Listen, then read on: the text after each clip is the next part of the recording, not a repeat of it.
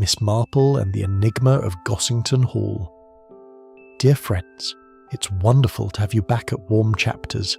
I'm Thomas, truly delighted you're joining us tonight. Now, let's let the story begin. Chapter 1. Roses in the morning at Gossington Hall.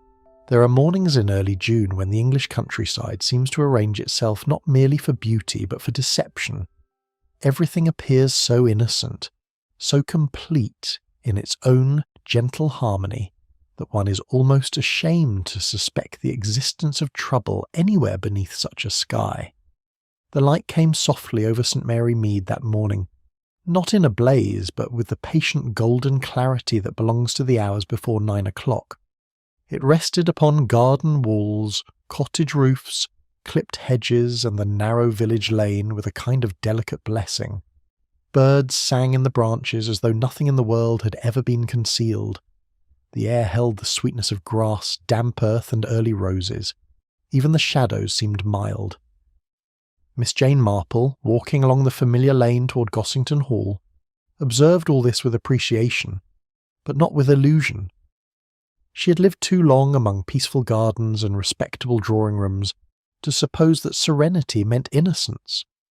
Some of the most unpleasant things she had ever known had begun on just such mornings.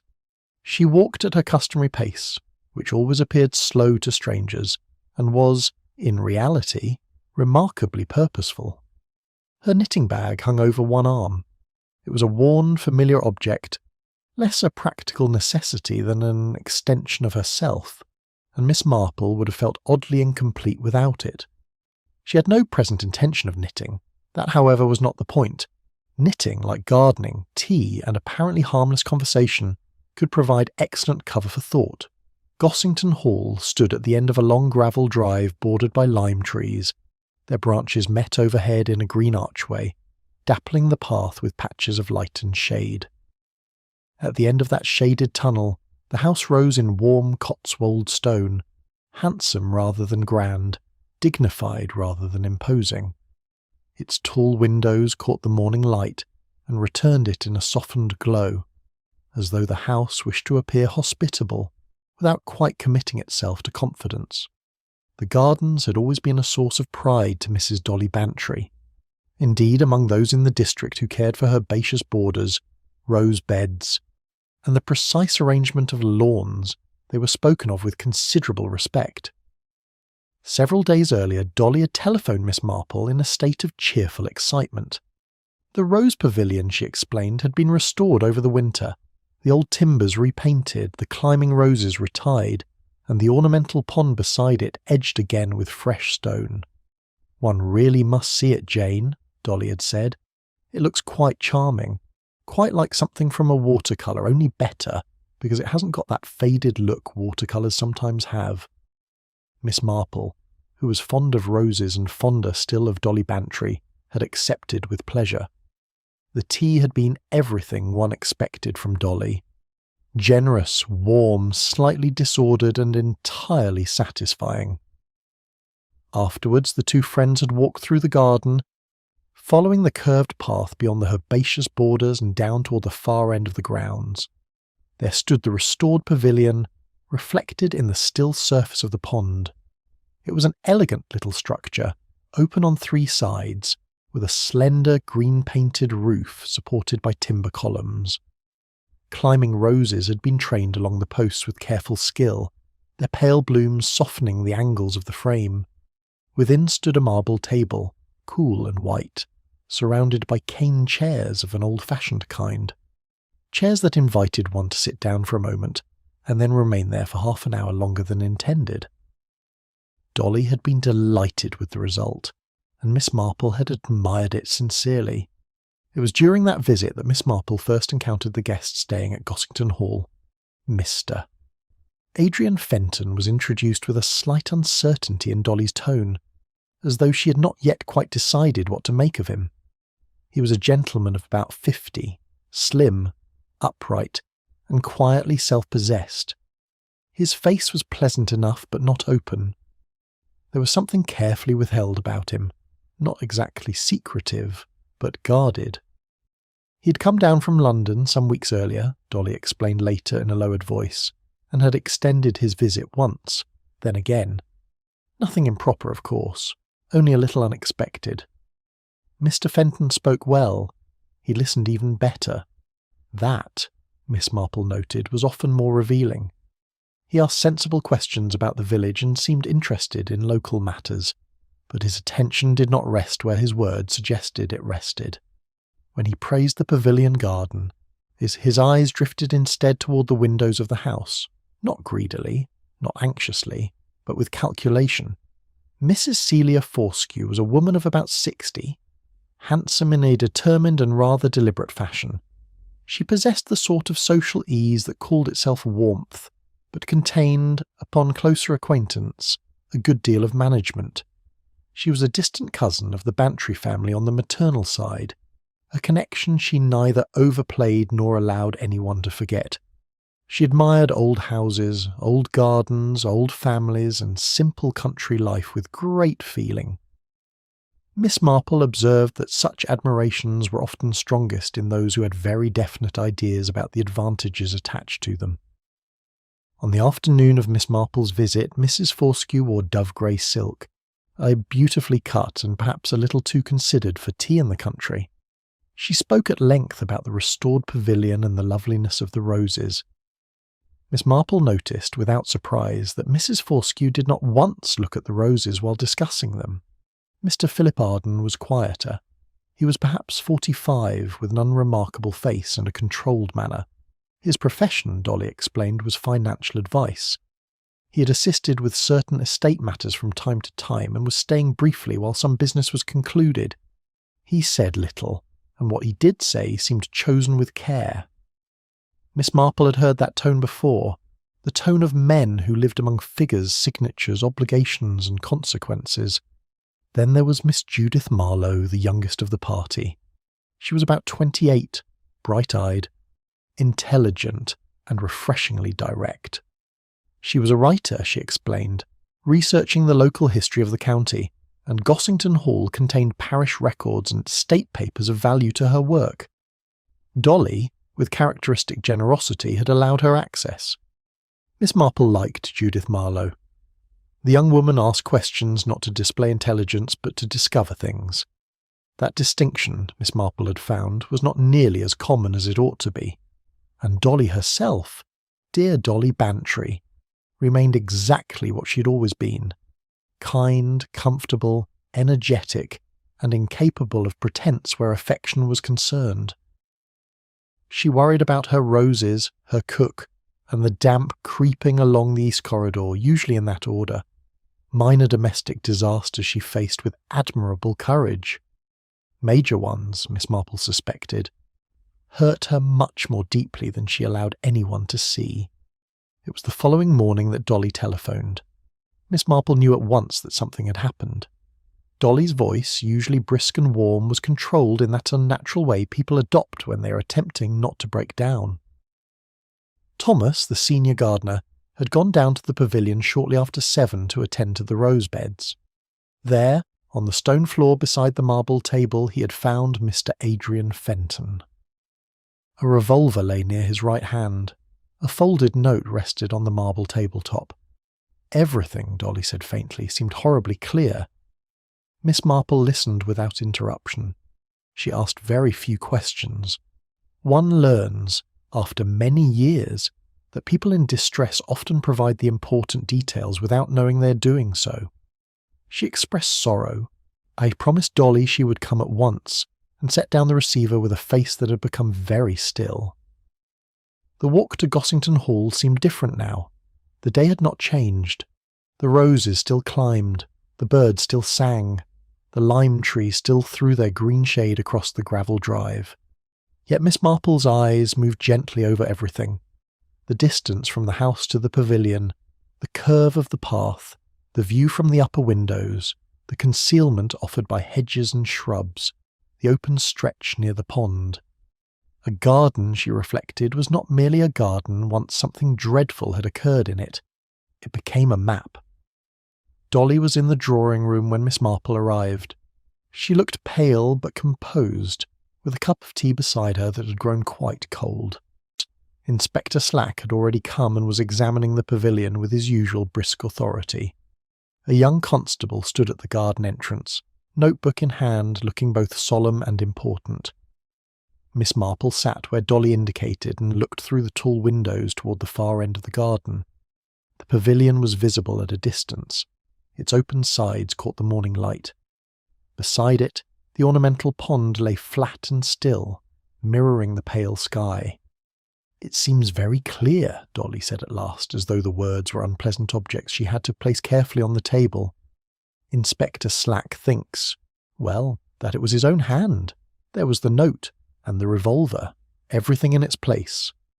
Miss Marple did not answer at once. She continued to look at the pavilion. "Yes," she said finally.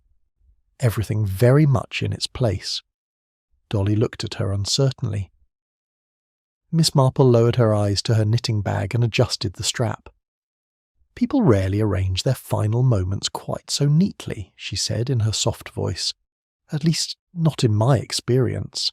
And I have had rather a great deal of experience of human nature, one way and another." Dolly gave a little shiver. Miss Marple smiled at her gently. "Now, my dear, I think perhaps a fresh cup of tea would be wise. And after that, if you will permit me, I should like to walk down to the pavilion myself. One should never neglect a garden in June, even under distressing circumstances." Chapter 2. The figure beside the garden pavilion. Inspector Slack had, over the years, perfected a manner best described as efficiently dissatisfied. He approached an investigation as though the facts had already been kind enough to arrange themselves for him, and all that remained was the tedious duty of confirming them. He was not unkind, nor was he unintelligent. But he had a habit of accepting the nearest sensible explanation, and once seated comfortably upon it, he showed little enthusiasm for walking farther down the road in search of a better one. Miss Marple had met this quality in many people, in policemen certainly, but also in vicars, doctors, schoolmistresses, shopkeepers, and women who believed their servants never stole because they had been with the family for years. Human beings liked conclusions. Conclusions saved trouble. Inspector Slack stood near the end of the garden path when Miss Marple descended from the terrace after her second cup of tea. Dolly had suggested with anxious affection that she remain indoors. Miss Marple had declined with gentle firmness. The morning had deepened into full June brightness. The roses along the south wall gave off their scent with almost excessive generosity. The lawn shone. Bees moved heavily among the blossoms. It was almost unsuitable, Miss Marple thought, for death. But then death was rarely considerate in its choice of surroundings. She walked slowly toward the pavilion, noting as she went the position of the flower beds, the turnings in the path, the line of sight from the windows, and the first point at which the pavilion came into view between the yew hedges. It was farther from the house than it appeared from the drawing-room. Far enough for footsteps in the night to be missed unless someone had a particular reason to listen. Far enough, too, for one person to leave, another to arrive, and a third to tell the truth badly afterwards. Inspector Slack watched her approach with the expression of a man who had long ago discovered that preventing Miss Marple from observing things was beyond the scope of practical policing. "Miss Marple," he said. "Good morning, Inspector," she replied pleasantly. "I do hope I am not disturbing anything. Mrs. Bantry was so anxious that I should see the restored rosework properly. It would seem almost ungrateful not to admire it." Inspector Slack glanced briefly at the rose-covered columns, then back at her. His expression suggested that he did not believe a word of this, but had no official means of objecting to it. "We've finished the main examination," he said. "Dr. Hayward has had his look. The body has been removed. There isn't much to see now." "No," said Miss Marple thoughtfully. "There rarely is, once people have decided what there is to see." The inspector gave her a sharp glance, but Miss Marple had already stepped past him into the pavilion. In the morning light it looked almost absurdly charming.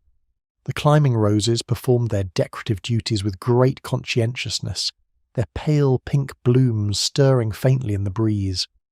The marble table stood in the centre, cool and formal. The cane chairs were arranged around it with an air of casual leisure, as though a party might sit down at any moment for lemonade and village gossip. Only the floor told another story. The stone flags near the table had been disturbed by examination. Fine summer dust had been marked by shoes, careful steps, professional movements. Doctor. Hayward had evidently been thorough. Near one leg of the marble table there was a faint discoloration. It might have been significant. It might have been nothing. Miss Marple did not kneel to inspect it. Kneeling in public at her age was both unnecessary and difficult to do gracefully. She merely observed its position and stored it away. The young constable, who had followed her inside with respectful uncertainty, explained that the revolver had been removed for examination. "It belonged to the hall, miss," he said, "kept in a locked cabinet in the study. Mr. Bantry had a small collection of firearms. The cabinet's still there." "Indeed," said Miss Marple. The constable, encouraged, continued, "Mrs. Bantry says it hasn't been much touched for years." "That," said Miss Marple, "is often when things become most useful to other people." The young man looked puzzled, but wrote something down.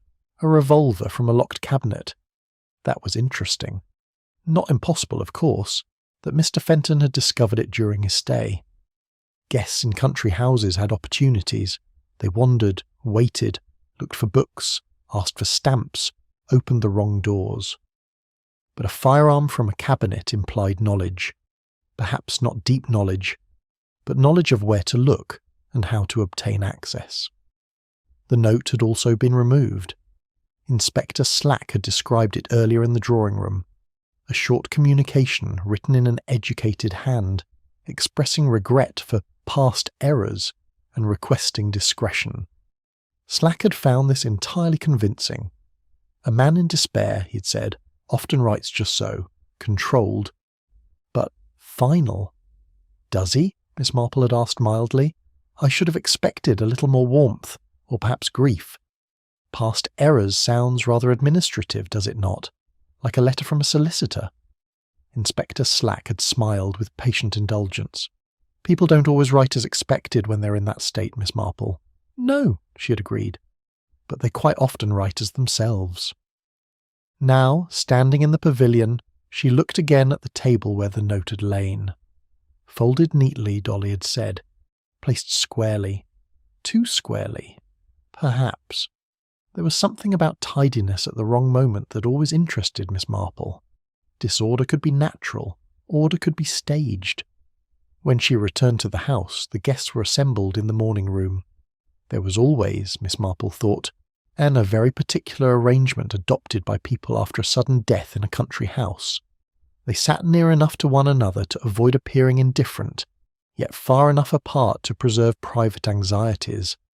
Their faces wore expressions chosen with care. Even grief, in such circumstances, often behaves socially. Mrs. Celia Fortescue occupied the armchair nearest the window. She had changed into soft blue, equally becoming and equally deliberate. Her hands rested motionless in her lap. Not naturally still, Miss Marple thought, but held still. Her expression conveyed sorrow of a proper, measured kind. "One does one's best to remain steady," Mrs. Fortescue said. "Poor Mr. Fenton. I confess I had noticed he seemed somewhat burdened these last few days. But such things are terribly difficult to interpret at the time." "Had he seemed troubled to you specifically?" Miss Marple asked, with the gentle curiosity of a woman discussing the weather. "In a general way." Mrs. Fortescue's gaze moved briefly and neatly toward Philip Arden. "He had financial anxieties, I believe. Mr. Arden would know more of that than I." Mr. Arden stood by the fireplace with a cup of coffee he had not touched. He looked paler than he had the previous afternoon. His professional calm remained, but it had tightened. He gave the impression of a man keeping his features in place by discipline. When asked, he confirmed that Fenton had been concerned about certain investments. There were complications, he said, selecting the word as carefully as a man choosing a key. Some property transactions in which he had been involved before coming down here. Nothing extraordinary. In the present climate, many men carry such burdens. He confided the details to you, Miss Marple asked. Not specifically. There was a pause. We spoke in general terms. Miss Marple nodded as though entirely satisfied. She was not. Miss Judith Marlowe sat on the window seat with a closed book in her lap. Unlike the others, she seemed not arranged but genuinely shaken. Her bright intelligence was subdued, and there was a freshness in her distress that Miss Marple trusted more than Mrs. Forskew's elegance or Mr. Arden's restraint. Judith had spoken with Mr. Fenton the previous evening, she said, rather late, perhaps 10 o'clock. She had gone out onto the terrace for air before going up to bed and found him already there, standing by the balustrade looking down toward the garden. They had talked for 20 minutes. He seemed calm, Judith said. Not cheerful exactly, but calm. He asked me about my research and seemed interested. Truly interested, I mean. He said something about going to London later in the week for an appointment. Then he said good night quite normally. He did not seem, Miss Marple asked carefully, like a man who had made an irreversible decision. Judith shook her head at once. No, quite the opposite. Inspector Slack, Miss Marple knew, had already received this information and dismissed it with a reasonable explanation. Men contemplating desperate acts sometimes made future plans to preserve the appearance of normality. It was not a foolish observation. But Miss Marple had always been wary of observations that explained away facts instead of listening to them. After a few more quiet words, she left the morning room and made her way along the corridor connecting the east wing to the main hall. Halfway down, she paused at a window overlooking the south garden. From there, the pavilion was plainly visible. The pond caught a silver line of light. Within the pavilion, the pale shapes of the cane chairs could still be seen. Miss Marple stood very still. One chair faced not toward the roses, but toward the pond. It was a small thing. Most people would say it meant nothing. Chairs were moved. People sat where they liked. One could not build a case upon the direction of cane furniture. But Miss Marple had spent a lifetime observing what people did when they were not performing for others. In moments of ordinary freedom, people turned toward what interested them, comforted them, worried them, or drew their thoughts. People sat facing the things they loved, or the things they feared. She turned away from the window and went in search of Dolly Bantry. She found her in the small sitting room off the kitchen, sitting with her hands idle in her lap, looking unusually lost. Dolly was a woman who liked action, instructions to servants, complaints about damp, decisions about flowers. But death had a way of making even capable people feel as though every useful object had been taken out of their hands. "My dear," Miss Marple said, sitting beside her, "would you mind telling me who, besides yourself, knows where the key to the firearms cabinet is kept?" Dolly blinked. "Why, it's on the ring in the study. Anyone who knew to look." "Really?" Then, after a moment, she added with distress, "It isn't especially well concealed." "No," said Miss Marple gently. "I rather thought it might not be." Dolly looked at her. "Jane, do you think—" "I think," Miss Marple said, "that people are often careless with dangerous things when they have grown used to seeing them as harmless." Dolly said nothing. Miss Marple settled back in her chair, her knitting bag resting against her side. For a while the two old friends sat together in silence. Outside, somewhere beyond the kitchen garden, a bird sang with ridiculous cheerfulness. At the far end of the grounds, the rose pavilion stood in the sun, and Miss Marple, who had seen many tidy lies in her life, was beginning to suspect that this one had been arranged with rather too much care. Chapter 3. The folded message on the marble table. There is a peculiar stillness that settles over an English house in the middle hours of a June morning when something dreadful has occurred, and everyone is pretending, with varying degrees of success, that ordinary life still has its claims. The early alarm has passed. The first questions have been asked. Doors have opened and closed. Servants have whispered in passages. Policemen have crossed carpets with heavy professional feet, and cups of tea have been poured for people who do not really want them. Yet luncheon has not arrived to impose its small ceremonies, and so the house hangs for a little while in suspense. At Gossington Hall, the gardens continued quite shamelessly to be beautiful. Bees moved in and out of the roses with business-like satisfaction. A wood pigeon in the lime trees repeated its soft, a melancholy note to an audience that had not requested it. The ornamental pond beside the pavilion shone under the strengthening sun with a brightness that seemed almost inappropriate. Miss Marple sat in the small sitting room off the kitchen with a cup of tea beside her, cooled now to precisely the temperature she preferred. Her knitting bag rested at her feet. Her hands were folded in her lap. To anyone passing the open doorway, she would have appeared to be resting. She was, in fact, thinking very carefully about folded paper. Inspector Slack, in a moment of expansive tolerance, had allowed her to look at the note before it was taken away. He had handed it over with the air of a man humouring an elderly lady's harmless curiosity. Miss Marple had accepted it with gratitude and had then examined it for rather longer than Inspector Slack found comfortable. The handwriting was, as he had said, educated and even. The letters were properly formed, regular without being ornamental. It was not the cramped hand of a person unused to writing, nor the easy flowing hand of someone who wrote for pleasure. It suggested habit, correspondence, business, a hand accustomed to putting things down clearly, formally, and without unnecessary self-revelation. The words themselves had been brief. There was regret. There was mention of certain errors. There was a request for discretion. There was a closing line of controlled finality. But there was no tenderness, no anguish, no raw private grief. It was not, Miss Marple thought, the sort of note a man writes when his soul is breaking. It was the sort of note a man writes when he wishes a matter to be handled tidily. And then there was the folding. That interested her most of all.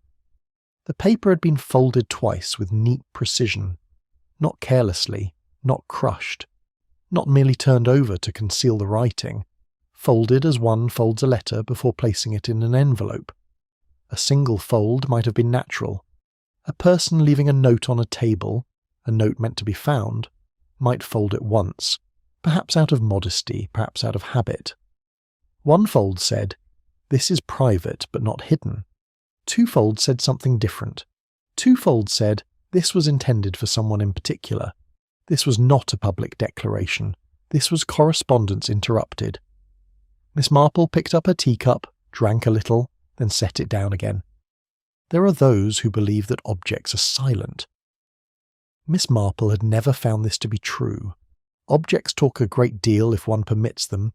They do not shout, they do not explain themselves, but they reveal habits, intentions, hesitations. A chair turned toward a pond, a revolver placed too neatly, a note folded twice. The morning's conversations arranged themselves in her mind, not unlike cut flowers being placed in a vase. Miss Marple was fond of arrangement, not because neatness pleased her for its own sake, but because once things were placed properly one could see which stems leaned together and which had been forced. She thought first of Mr. Philip Arden. He had not been evasive exactly. That would have been simpler. Evasive people move away from a subject. They avoid it visibly, almost theatrically. Like someone crossing a room in a wide arc around a chair they do not wish to touch. Mr. Arden had done something subtler. He had compressed himself. That was Miss Marple's word for it. Compressed people did not run from questions. They answered them, but in smaller dimensions. They used general words where specific ones were available. They admitted the safe half of a fact and left the dangerous half untouched. They gave the truth the way a miser gives money. Reluctantly, sparingly, and never more than necessary. Mr. Arden had admitted that Mr. Fenton had been troubled about financial matters. He had acknowledged that they had spoken. He had used phrases like complications and property transactions. He had sounded professional, controlled, and plausible, but he had not said one thing that Miss Marple would have expected him to say. He had not said that he had been unable to help. A financial advisor, when speaking of a man troubled by investments, would naturally make that clear if it were true. There was unfortunately nothing I could do. The matter was beyond my province. Mr. Fenton did not give me sufficient details. Such sentences were common, useful and protective. Mr. Arden had not offered them. That omission was more interesting than anything he had actually said. Miss Marple was still considering this when there came a quiet knock at the door. Miss Judith Marlowe stood there, looking hesitant but resolved. She had the expression of a young woman who'd been arguing with herself and had finally won. "I hope I'm not disturbing you, Miss Marple." "Not at all, my dear. Do come in." Judith entered and closed the door behind her. "Mrs. Bantry said you were here. There is something I've been thinking about. I'm not certain whether I ought to mention it to Inspector Slack." "Then perhaps," said Miss Marple pleasantly, "you might mention it to me first, and we shall see together whether it is the sort of thing the inspector would find useful." Judith sat opposite her. Since the morning room interview, something in her had changed. The shock was still there, but beneath it now was purpose. Miss Marple approved of that. Shock by itself muddled people. Purpose often clarified them. "When I spoke with Mr. Fenton last night," Judith began, "on the terrace, I told Inspector Slack our conversation was quite ordinary, and mostly it was. We talked about my research, the parish records, the history of the hall. But near the end he said something I have not been able to put out of my mind." Miss Marple waited. Judith frowned slightly, arranging the memory with care. He said he had come to Gossington Hall with certain intentions that had not been straightforward. Those were his words, not straightforward. And then he said he had found himself rather less comfortable with those intentions than he had expected. Miss Marple's eyes rested gently on the young woman's face. "He did not explain?" "No, and I did not press him. It seemed one of those remarks a person makes almost to himself. Then he seemed to remember where he was and changed the subject very smoothly." "Very smoothly," Miss Marple repeated. "Yes, we spoke of something else after that, and then he said goodnight quite normally." Miss Marple was silent for a moment. "He used the phrase, 'not straightforward'?" "Yes, I noticed it because it seemed unusual. Most people would say dishonest or complicated or not quite right, but not straightforward sounded different. More technical, perhaps, as though he were describing a procedure rather than a feeling." Miss Marple smiled faintly. "You have a very good ear, my dear." Judith coloured a little. "Writing teaches one to listen to words, I suppose." "It does, and human nature teaches one to listen to the words people choose when they are trying not to say the word they mean." Judith looked at her with quick attention. "Did he seem," Miss Marple asked, "like a man who had decided to withdraw from these not straightforward intentions, or like a man still caught up in them?" Judith considered the question honestly. "Neither exactly. He seemed resolved." "But I could not have said even then what he had resolved to do," Miss Marple nodded. "Resolved. It was a dangerous word. People resolved to confess. They resolved to deceive. They resolved to leave, to stay, to threaten, to forgive, to expose. Resolution itself told one very little. Direction was everything." Judith left after a few more words, thanking Miss Marple with a seriousness that suggested she knew she had handed over something important, though she did not yet know why. Miss Marple remained seated for some time, a man with not straightforward intentions, a businesslike note, a folded paper that behaved more like a private letter than a farewell, a financial adviser speaking accurately without speaking fully, Mrs. Fortescue composed and observant, offering sympathy at precisely the correct temperature.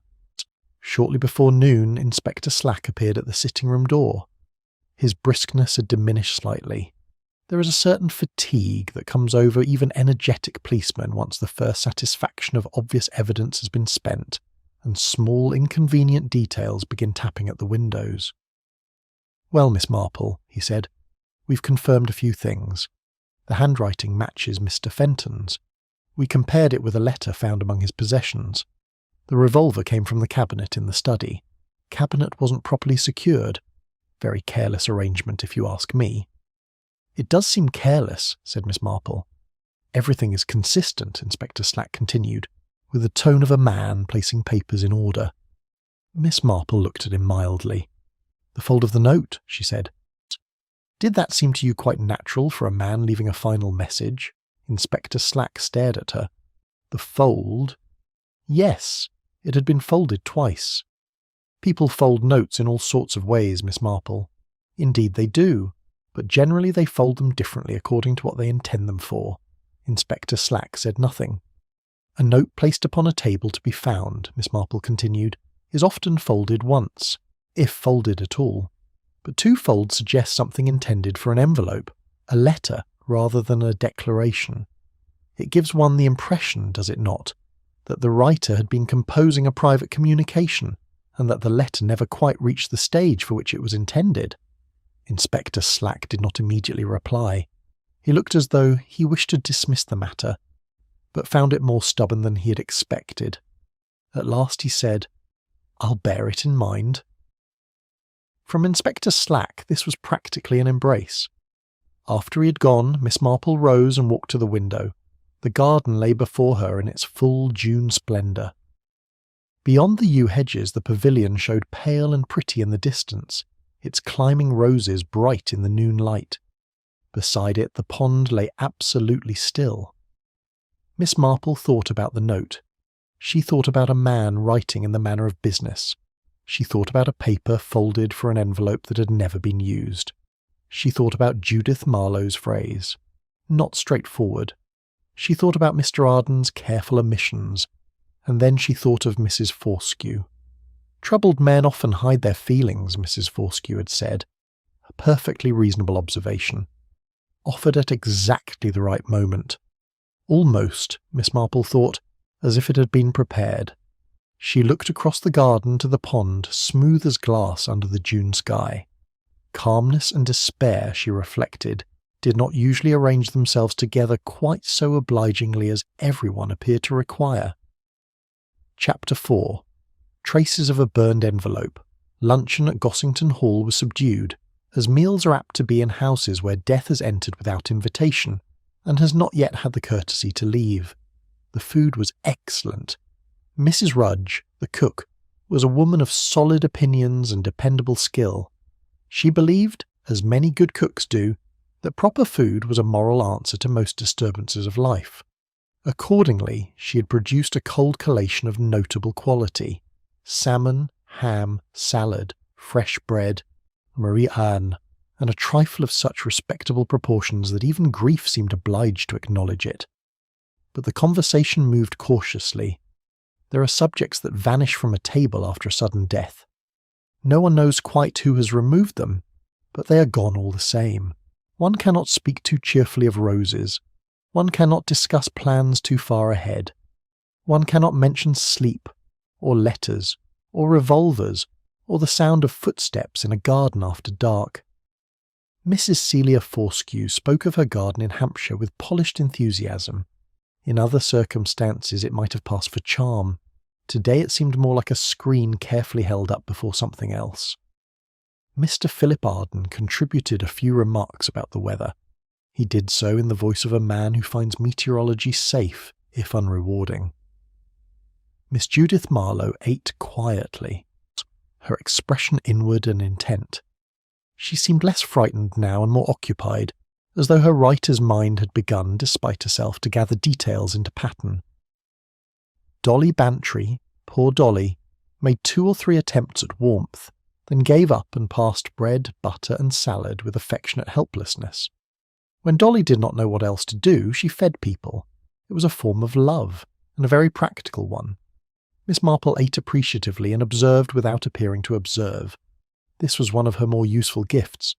She could look entirely absorbed in cold salmon while noticing that Mrs. Fortescue avoided Mr. Arden's eye, that Mr. Arden held his knife a little too still, and that Judith Marlowe twice glanced toward the windows facing the garden. It was while the first course was being cleared that Thomas, the senior gardener, appeared at the dining-room door. He stood with his hat in his hands, looking faintly miserable. Thomas was a man of order. Roses, soil, pruning, weather. These were matters he understood. Sudden death, police inquiries, and the reporting of suspicious ash were less comfortable territories. "Beg pardon, ma'am," he said to Dolly. "I thought I ought to say." Dolly looked up. "Yes, Thomas." "It's about the pavilion, ma'am. I found something there." The room seemed to grow still in a way quite different from its previous subdued quiet. Thomas shifted his hat from one hand to the other. I didn't notice it earlier, what with all the upset and the inspector's men coming and going. But when I went back after they'd done to see to the rose beds and put things straight, I saw a little patch of ash near the marble table, on the stone floor, close by the leg. Ash? Dolly repeated. Yes, ma'am, like from a letter, I'd say. Or some paper burned there, not blown in. The edges were sharp, like tidy little pile. There wasn't any wind last night to scatter it. There was a pause. Mrs. Forskew's face remained composed. Mr. Arden's did not change. Judith Marlowe looked sharply at Thomas, then at Miss Marple. Miss Marple continued to look at her plate. Thomas was thanked and assured that he had done quite right to mention it. He left looking relieved, a man restored to the safer world of soil and stems. Miss Marple said nothing. She had found, over many years, that silence immediately after new information was often more useful than speech. People filled silences. They looked where they did not intend to look. Their hands moved. Their breath changed. A small fact dropped into a room could cause the guilty, the frightened, and the merely intelligent to reveal three quite different kinds of stillness. After luncheon the party dispersed. Mrs. Forstew announced that she intended to rest. Mr. Arden went toward the library. Miss Marlowe asked Dolly whether she might continue her work among the estate papers later, though she did not seem particularly eager to read. Dolly went to speak with Mrs. Rudge about dinner, because meals, at least, were problems with recognisable solutions. Miss Marple put on her cardigan and walked back down to the pavilion. The afternoon had settled warm and golden over the garden. The roses seemed brighter than before, almost theatrical in their beauty. The pavilion stood open to the light, innocent as a stage after the actors have gone. The ash was exactly as Thomas had described.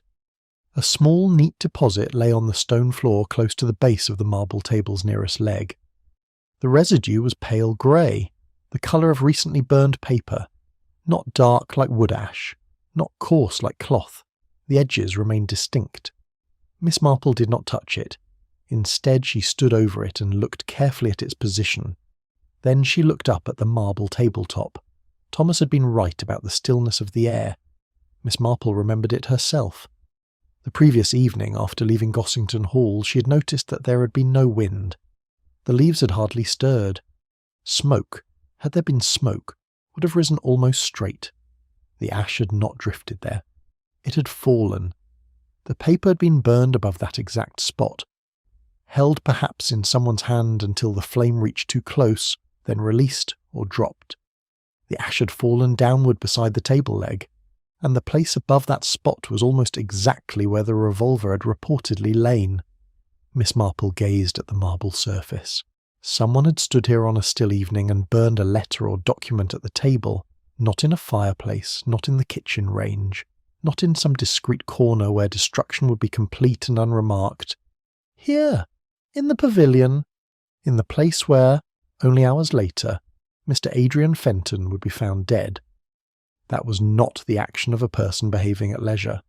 It suggested haste, or fear, or a mind so occupied with one danger that it neglected another. Miss Marple moved to the open side of the pavilion and looked toward the pond. Its surface reflected the sky with unwavering calm. She considered the question carefully. Who had burned the paper? That, she felt, was not the most difficult matter. What had been burned?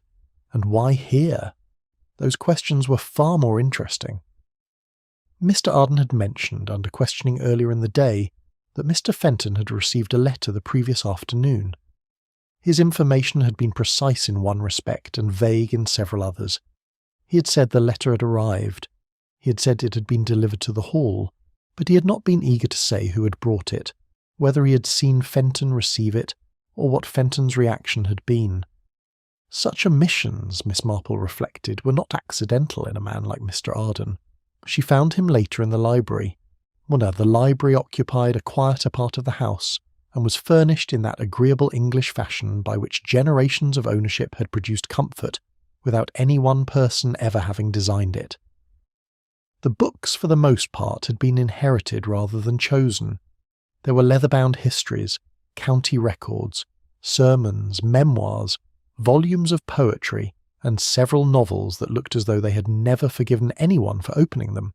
Mr. Arden stood by the window when she entered.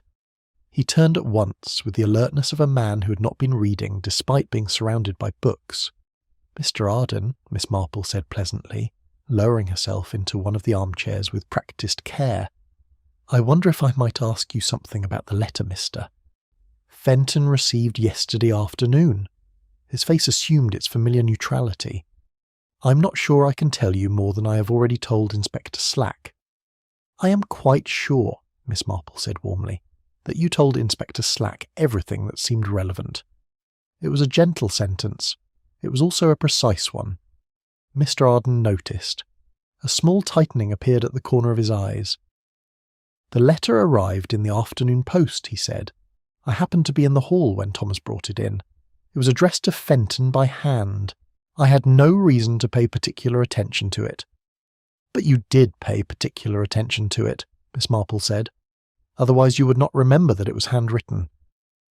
There was a silence. Outside the window, a blackbird hopped along the edge of a flower bed, quick and certain, stabbing its beak into the earth. "The handwriting was distinctive," Mr. Arden said at last. "Ah!" "I recognised it." Miss Marple waited. There are moments, she had learned, when the quietest pressure is the strongest. Questions too eagerly asked allow people to prepare themselves. Silence invites them to continue. Mr. Arden looked out of the window. For the first time he seemed not merely cautious, but burdened. "It was Mrs. Forskew's handwriting," he said. "I've seen it several times. She has a particular way of forming capital letters." Miss Marple received this without visible surprise. Mrs. Forskew's handwriting, a letter received in the afternoon, a folded note found in the pavilion, ash from burned paper beneath the marble table. "And you did not mention this to Inspector Slack?" she asked mildly. "I was not certain it was relevant." "People do correspond," Miss Marple agreed. "Yes. There may have been a perfectly ordinary reason for it." "There may." The two words hung between them rather thinly. Miss Marple looked toward the empty fireplace. Since it was summer, it had been filled with dried flowers in the decorative manner, which always struck her as a little optimistic. "The ash in the pavilion," she said, as though speaking partly to herself. "Thomas thinks it was paper, a letter perhaps." She did not look at Mr. Arden as she said this. Looking away in such moments was often more revealing than looking directly. In the edge of her vision, she saw his body become still. But this stillness was different. Not the managed stillness he had worn at luncheon. Not the compressed stillness of a man withholding words. This was the stillness of a man receiving information he had not expected. "I didn't know about the ash," he said.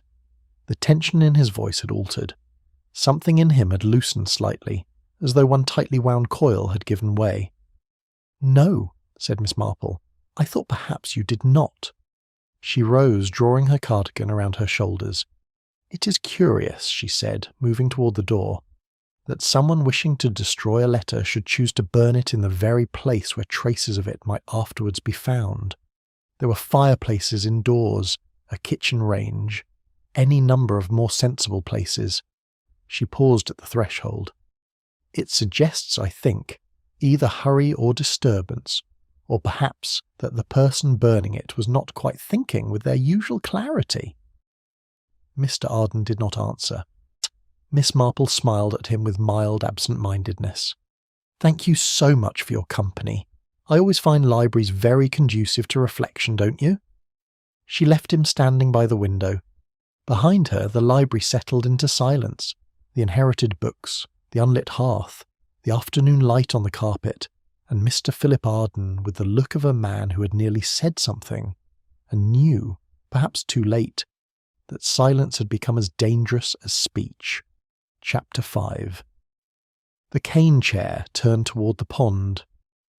The afternoon settled over Gossington Hall with the unhurried authority of a June day entirely confident of its own abundance.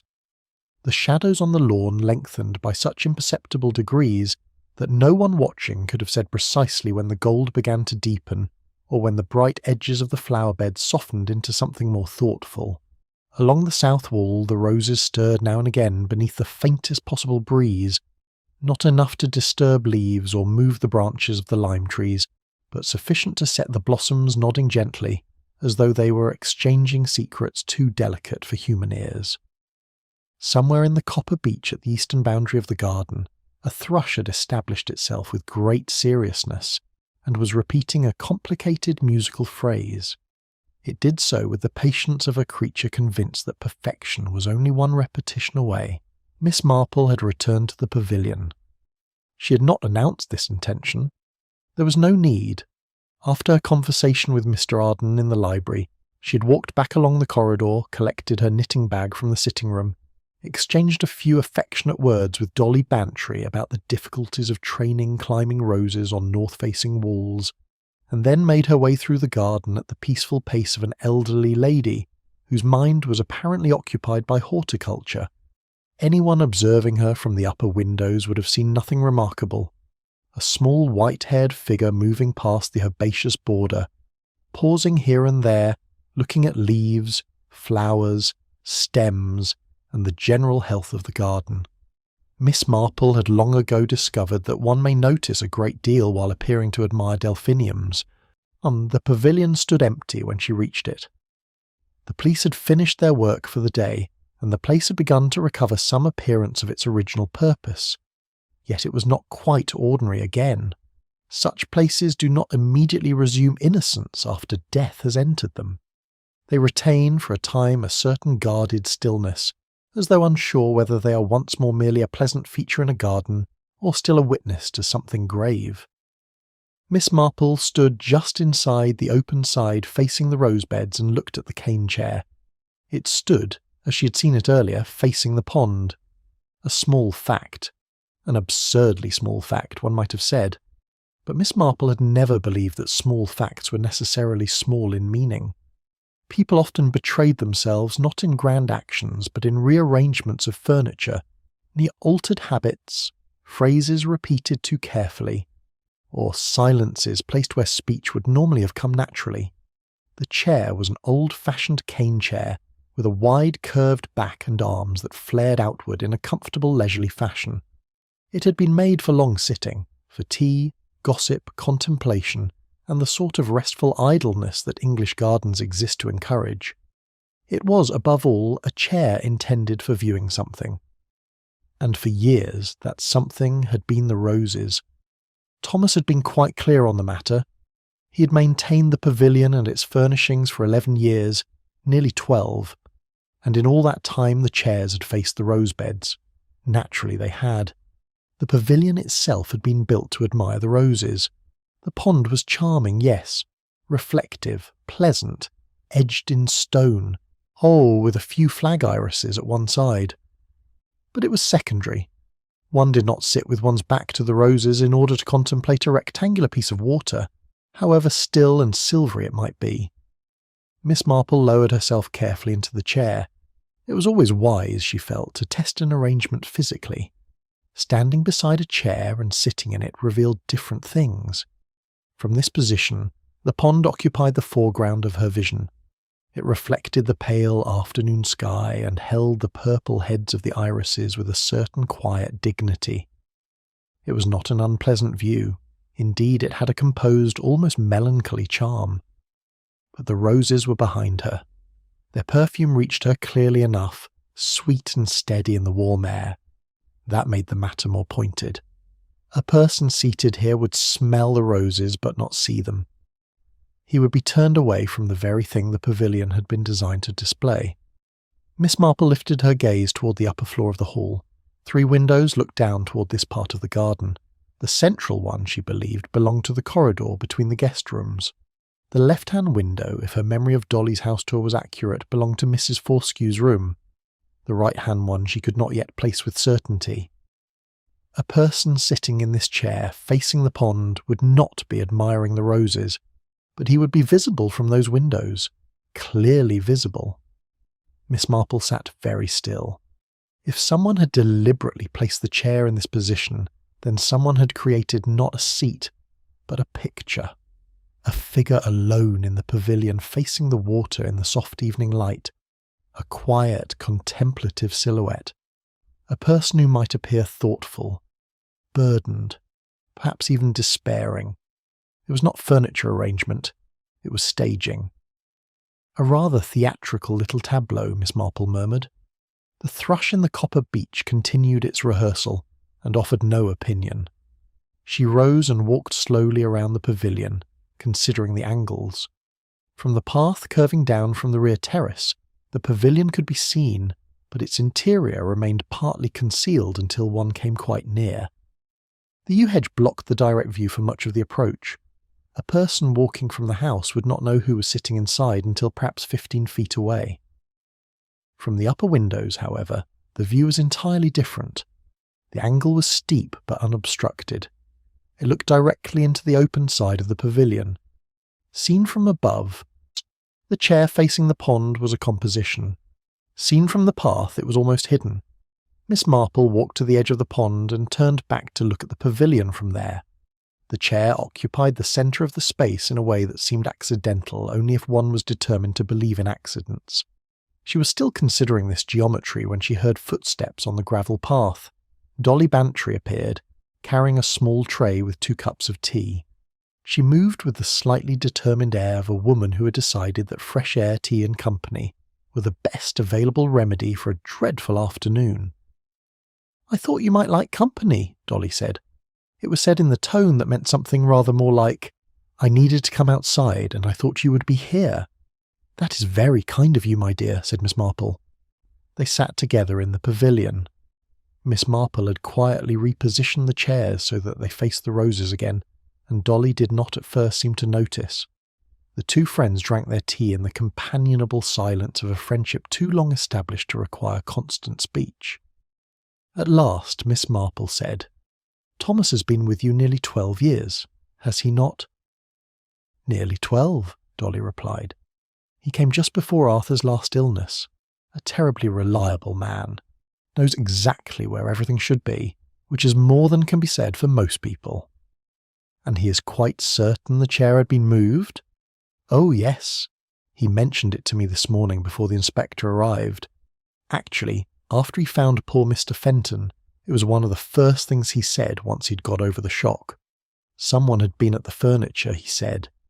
Thomas is very particular about such things." Miss Marple nodded and took another sip of tea. A gardener's particularity, she reflected, was often worth more than a policeman's theory. Policemen looked for the dramatic. Gardeners noticed when a chair was not where it had been yesterday. "Dolly," she said after a moment, "how long has Mrs. Fortescue been in the habit of visiting Gossington Hall?" Dolly looked faintly uncomfortable. Miss Marple understood the discomfort. Dolly was open-hearted by nature, and open-hearted people disliked being required to think suspiciously about guests, cousins, or anyone to whom they had offered a bed and breakfast. "She first came, 3 years ago, I think," Dolly said slowly. "She wrote to me. I had not seen her since Arthur's time. We were never especially close. But she said she was touring the district and wondered if she might call. Naturally, I said yes." "Naturally," said Miss Marple. "She stayed for a week and was perfectly agreeable. Then she wrote a very nice letter afterwards, and then she came again the following year." Dolly hesitated. "And again after that. So she's familiar with the arrangements of the house?" "I suppose she is." "The rooms, the outbuildings, the study, the cabinets?" Dolly looked at her over the rim of her cup. There are ways of asking alarming questions in a comforting voice. Miss Marple had mastered most of them. "Yes," Dolly said slowly. "I suppose she would be." "And she and Mr. Fenton, as far as you observed, became acquainted here during this visit?"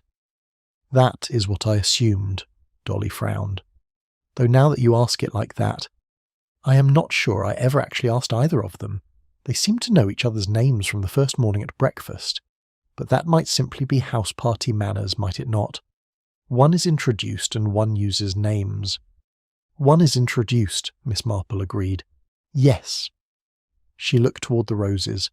They were magnificent in the late afternoon light, all creams and pinks and whites, arranged with the unconscious artistry of plants that have grown in the same position long enough to understand themselves.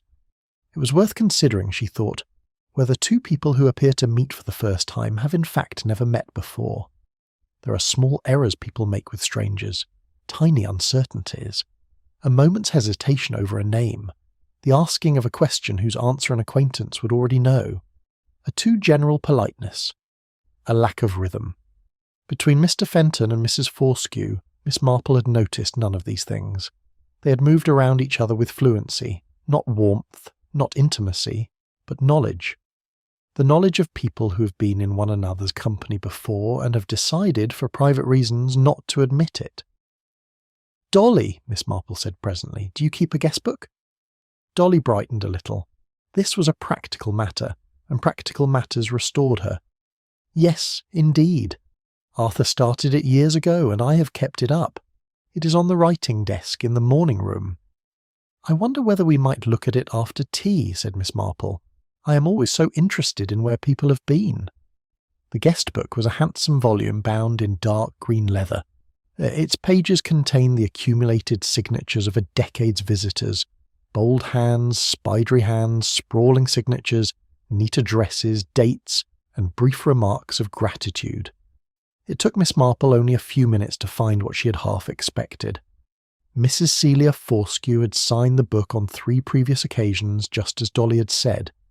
Mr. Adrian Fenton had signed it twice, once the previous autumn, during a visit of 3 days, and once 2 years earlier, during the same week as Mrs. Fortescue's second visit.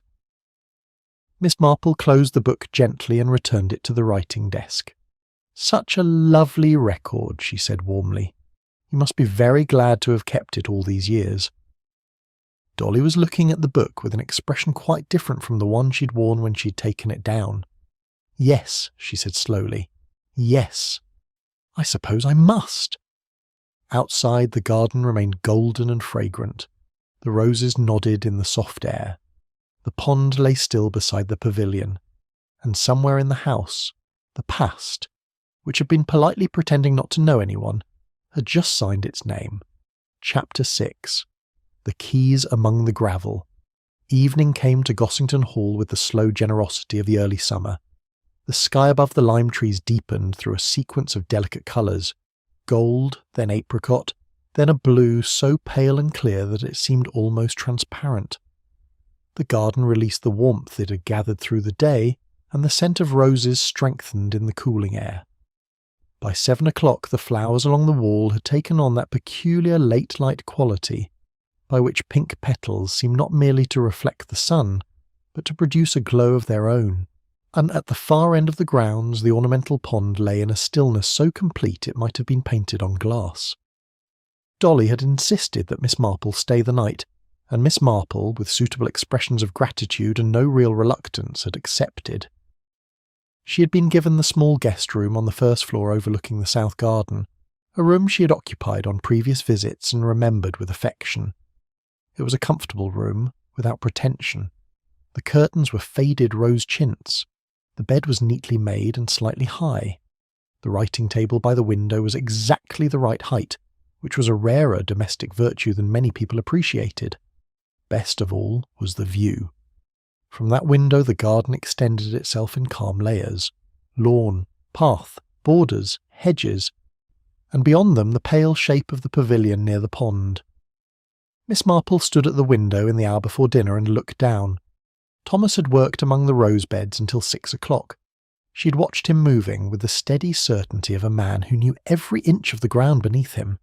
Then he had gathered his tools and gone toward the shed with the measured tread of someone whose day was properly finished. It was peaceful, almost too peaceful. There are scenes, Miss Marple thought, that resemble certain pieces of music, so smooth upon the surface that one begins to suspect the composer has laboured rather hard to conceal the discord. She was thinking of the guest book. The fact that Mr. Fenton and Mrs. Fortescue had stayed at Gossington Hall during the same week 2 years ago proved very little by itself. People in overlapping social circles often met under the same roof. Country houses were full of such coincidences, but coincidence did not explain behaviour. Miss Marple had observed people all her life, in drawing rooms, village shops, church bazaars, sick rooms, railway compartments, and gardens. There was a difference between people who'd met before and were willing to acknowledge it, and people who had met before and had agreed, silently or otherwise, that the acquaintance would not be mentioned. Mr. Fenton and Mrs. Fortescue belonged, she was now quite certain, to the second category. The question was why? What had passed between them 2 years earlier? What had continued since? And why had their history become something to be managed rather than remembered? She was still standing at the window when voices rose from below. Not loudly. Gossington Hall was not a house in which people shouted, slammed doors, or flung accusations about like crockery, but the tone carried a strain that did not belong to ordinary conversation. The voices came from the direction of the morning room, a woman's voice, measured but tight. A man's voice, shorter, clipped, controlled with effort. Miss Marple could not catch the words, only the shape of disagreement reached her. The exchange lasted perhaps a minute or two, then it stopped abruptly. A door opened and closed. Footsteps moved along the corridor below with deliberate restraint. Miss Marple turned from the window. Dinner was served with Dolly Bantry's usual warmth. The candles were lit, the good china had been brought out, and Mrs. Rudge had produced a soup of great authority followed by a roast, whose fragrance suggested rosemary, comfort, and the stubborn continuation of civilized life. The conversation was more animated than it had been at luncheon. This often happened after a day of suppression. People, having been careful for hours, suddenly decided together that ordinary existence must be resumed. They spoke a little too readily, laughed a little too softly, changed subjects a little too quickly. Mrs. Fortescue was in particularly good form. She spoke fluently about gardens she had visited, a concert she'd attended in London the previous month, and the special charm of June evenings in the country. Her colour was slightly heightened. Her composure gleamed. It had the polished brightness of something recently repaired. She directed much of this charm toward Miss Marple. That Miss Marple found interesting. There are people who ignore a perceived danger, there are people who attack it, and there are people who attempt to cover it in compliments and pleasant conversation until it suffocates beneath good manners. Miss Marple received Mrs. Fortescue's attentions with gentle appreciation. She made agreeable remarks about roses, music, and the difficulties of finding reliable gardeners. She said nothing whatsoever about burned letters, guest books, moved chairs, or whether people who had known one another 2 years earlier had any obligation to admit it at breakfast. After dinner, the party moved to the drawing room. Dolly dispensed coffee. Judith Marlowe sat near the window, alert despite her quietness. Mr. Arden stood for a time near the mantelpiece, then sat, then rose again, which Miss Marple found more revealing than if he had paced outright. It was then that Inspector Slack arrived. He entered with the purposeful air of a man who has been accumulating facts all day, and is now determined to make at least some of them useful. He declined coffee, not because he did not want it, perhaps, but because accepting it would have made the situation appear social, and Inspector Slack wished very much for it to appear official. "I have a few further questions," he said, "and one small matter to raise." The small matter was a set of keys. He produced them from his jacket pocket with timing that was almost theatrical. A small ring, 3 modest keys, not large house keys, nor the heavy iron sort used for outer doors, but small interior keys, the kind that open desks, boxes, cabinets, private compartments. Mrs. Fortescue looked at them, then she looked at Inspector Slack. "Why," she said with composed surprise, "those are mine. I've been wondering where I'd put them." "Found in the gravel path," said Slack. "The path leading from the rear terrace down toward the pavilion, just below the second yew hedge." "How very curious," said Mrs. Fortescue. "I must have dropped them during my evening walk." She accepted them with a gracious little inclination of the head. "I often walk in the garden after dinner. The night air is so restorative." "Quite late, I understand," Slack said. "Miss Marlowe mentioned seeing you near the pavilion area. when she came out onto the terrace at approximately 10, Mrs. Fortescue smiled faintly. I am not in the habit of consulting a clock during an evening stroll, Inspector. But yes, I was out for some time. It was such a lovely evening. Judith Marlowe, seated near the window, said nothing, but Miss Marple, sitting beside her, felt the young woman's attention sharpen. And you went as far as the Pavilion? Slack asked. I may have walked that way. The path makes a natural circuit. The path is rather dark at that hour. Yes, but one becomes accustomed to garden paths. One wonders, Slack continued, why you would have had these keys with you on an evening stroll? A pause followed. It was brief.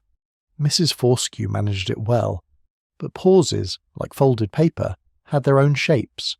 This one had edges. I keep them habitually about me, she said. One does, when staying in a house. Habit. Miss Marple, who had been examining the pattern on her coffee cup, as though it contained matters of artistic significance, looked up. I quite understand, she said warmly. I find the same thing myself.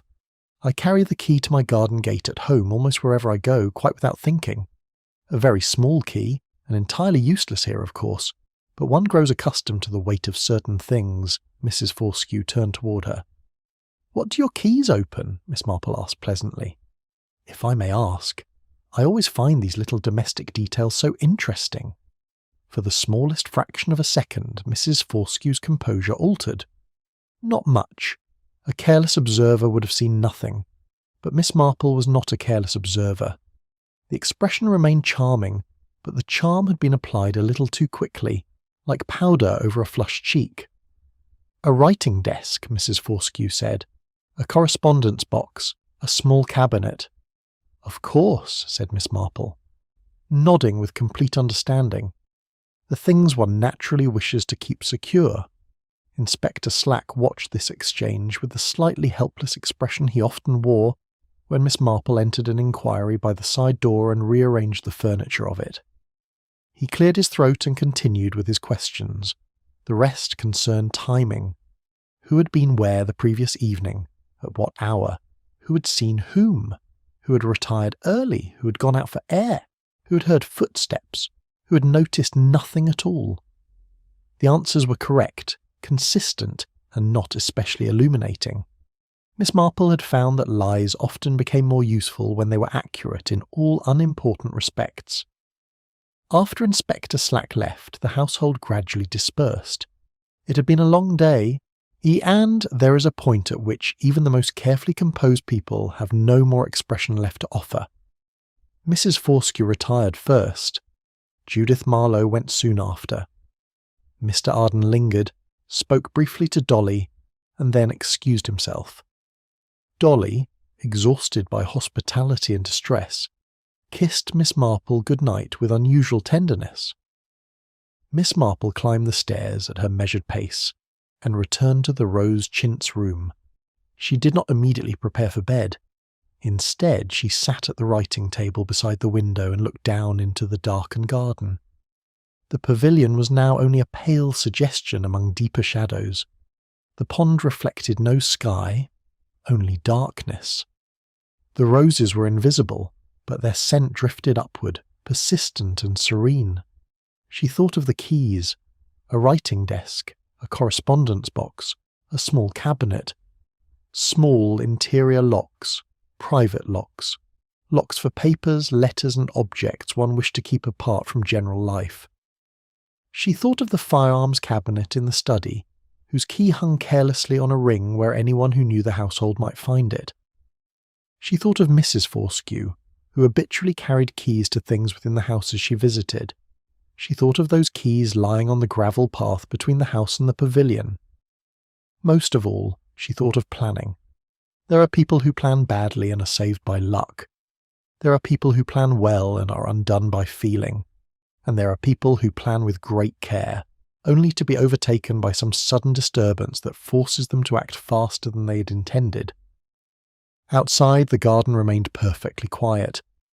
Miss Marple folded her hands on the writing table and looked down toward the darkness where the pavilion stood. Keys, she reflected, were interesting things, not merely because of what they opened, but because of what they revealed about the person who felt the need to carry them. Chapter 7. The Visitor Who Lingered Too Long. Miss Marple slept well. She generally did. It was one of the advantages she had found of possessing a mind that refused to be hurried.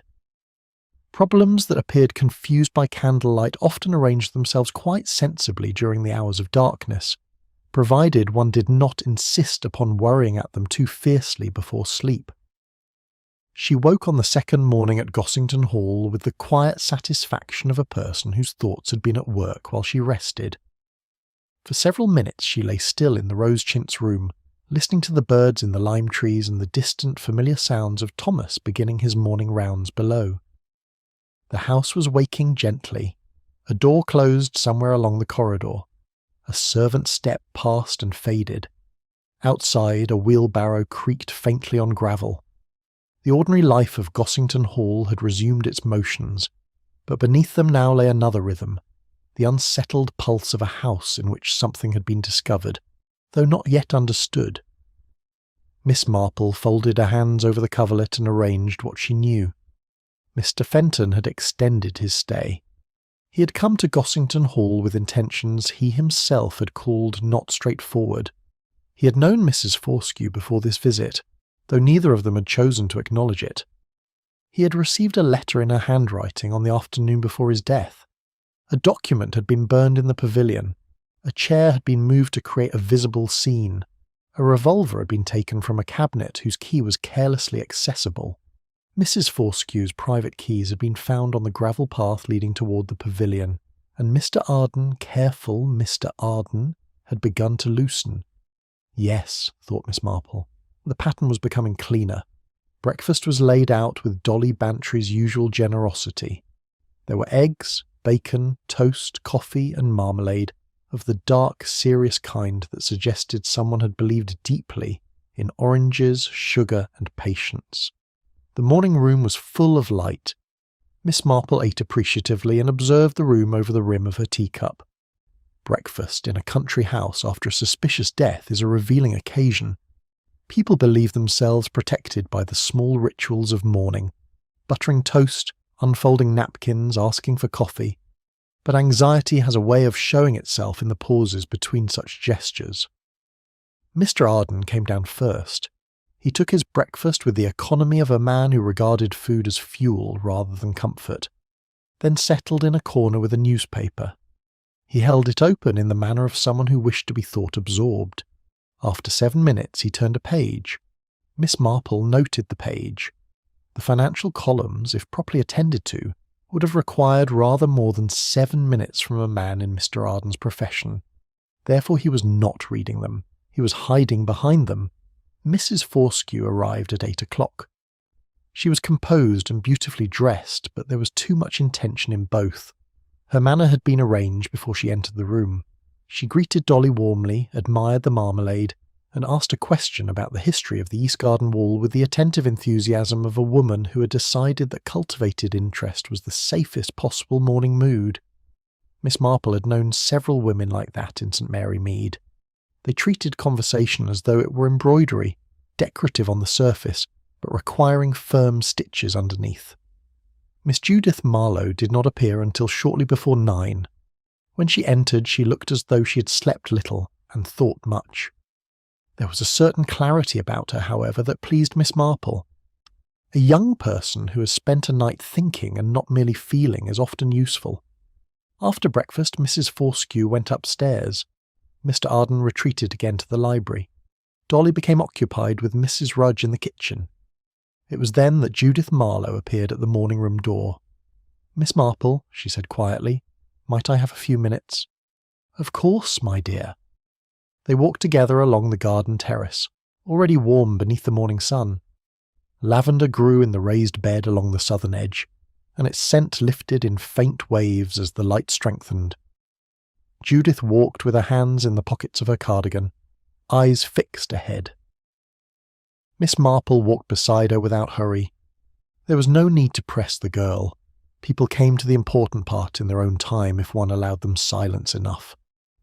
"I have been thinking," Judith said at last, "about what you asked me yesterday. whether Mr. Fenton seemed like a man who had resolved something. "Yes," said Miss Marple gently. "I said he seemed resolved, but that I could not say what he had resolved upon. I think that was not quite precise enough." She stopped beside the low terrace wall.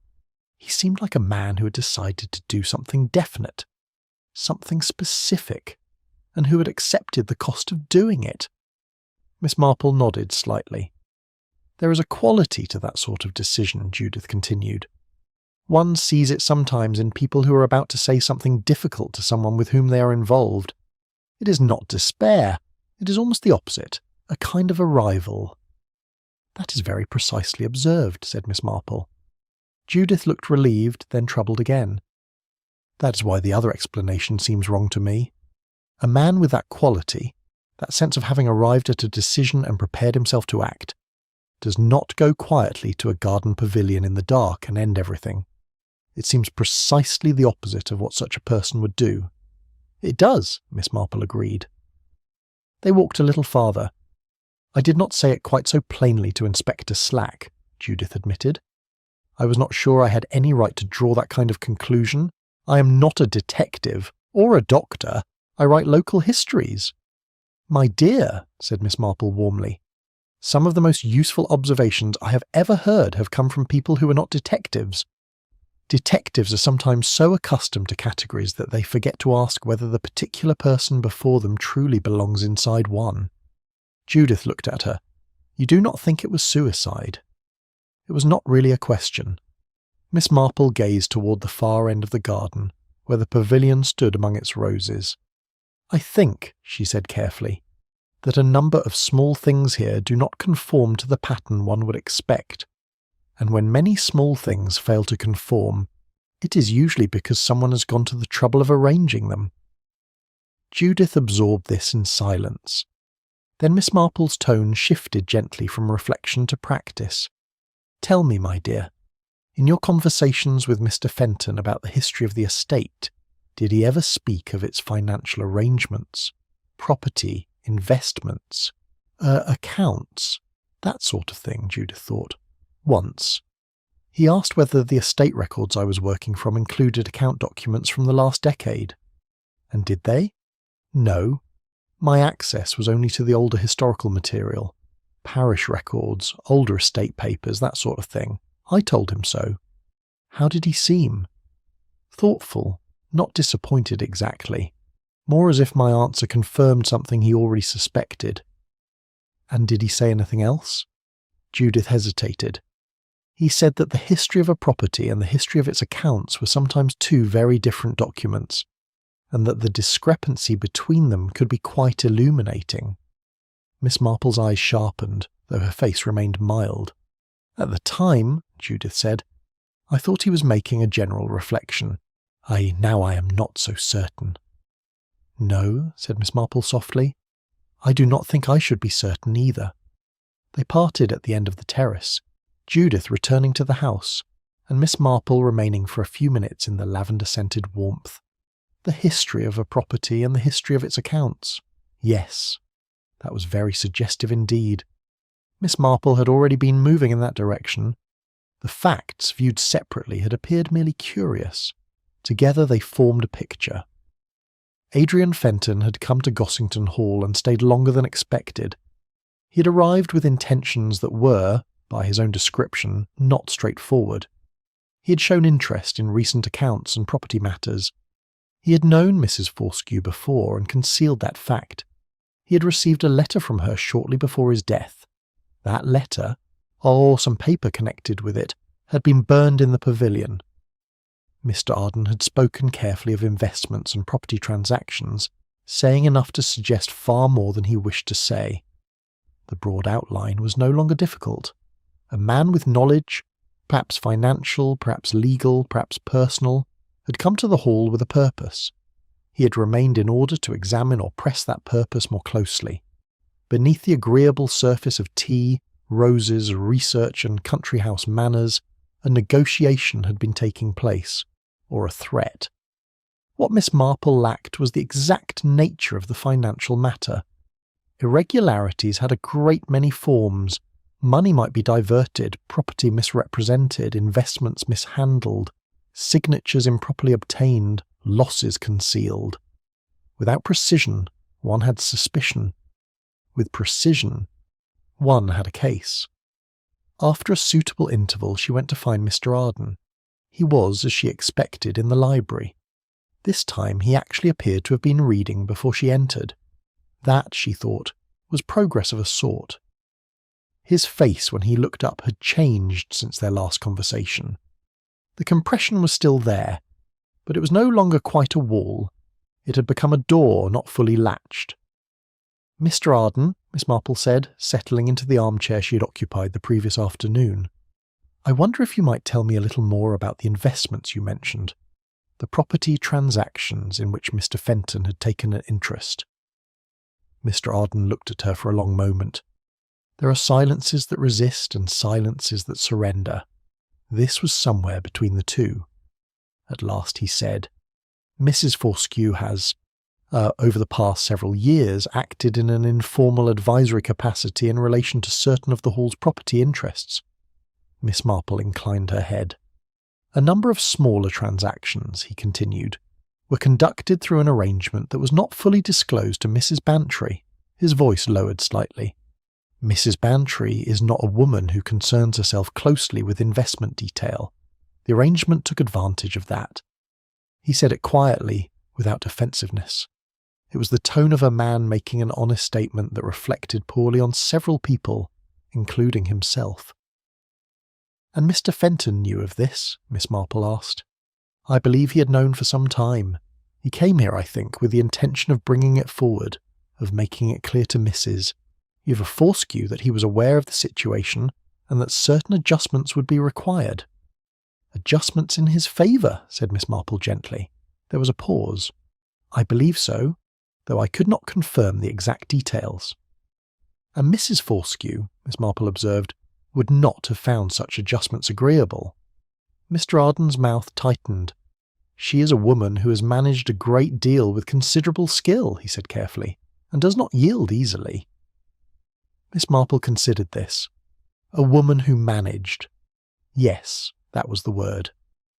Celia Fortescue managed her appearance, her voice, her connections, her past acquaintances, her correspondence, perhaps even the affairs of those kind enough or careless enough to trust her. "You have known about this arrangement for some time," Miss Marple said. There was no reproach in her tone. That, or perhaps, made the sentence harder to avoid. Mr. Arden met her eyes. "I have been aware of certain aspects of it." "And you were not proud of that awareness?" "No," he said. "I was not. I did not think you were." For the first time, Philip Arden looked less like a cautious professional man and more like an unhappy one. Miss Marple rose from the armchair. Outside the library window, the morning lay bright across the garden. The lime trees cast long shadows over the lawn, parallel and orderly. "Mr. Arden," she said from the doorway, "I think it would be very much in everyone's interest, including your own, if you made yourself available to speak to Inspector Slack rather more fully than you have done before. He may not be the most receptive audience, but he is the proper one." Mr. Arden looked down at his hands. Yes," he said after a moment. "I rather think you may be right." Miss Marple left him in the library and walked back along the corridor toward the morning room. Resolution, she reflected, could lead a person in many directions. Toward confession, toward blackmail, toward courage, toward murder. The important thing was not that one had resolved. It was where, at last, that resolution arrived. Chapter 8. Garden Shears by the Trimmed Hedge. There is a particular quality to late morning in an English country house that belongs neither to the energy of breakfast nor to the settled fullness of afternoon.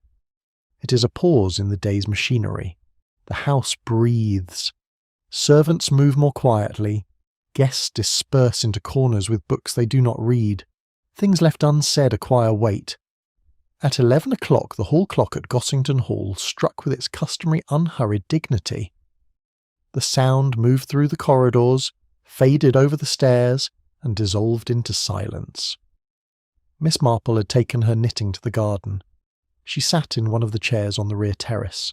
her needles moving with the automatic ease of the long practice, and watched Thomas working at the far end of the lawn.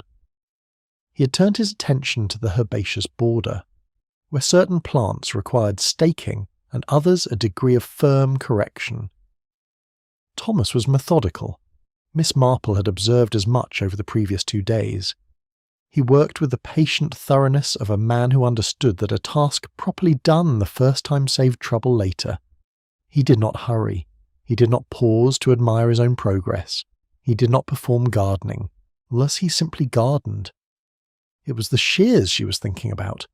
Inspector Slack had mentioned them the previous evening among his questions.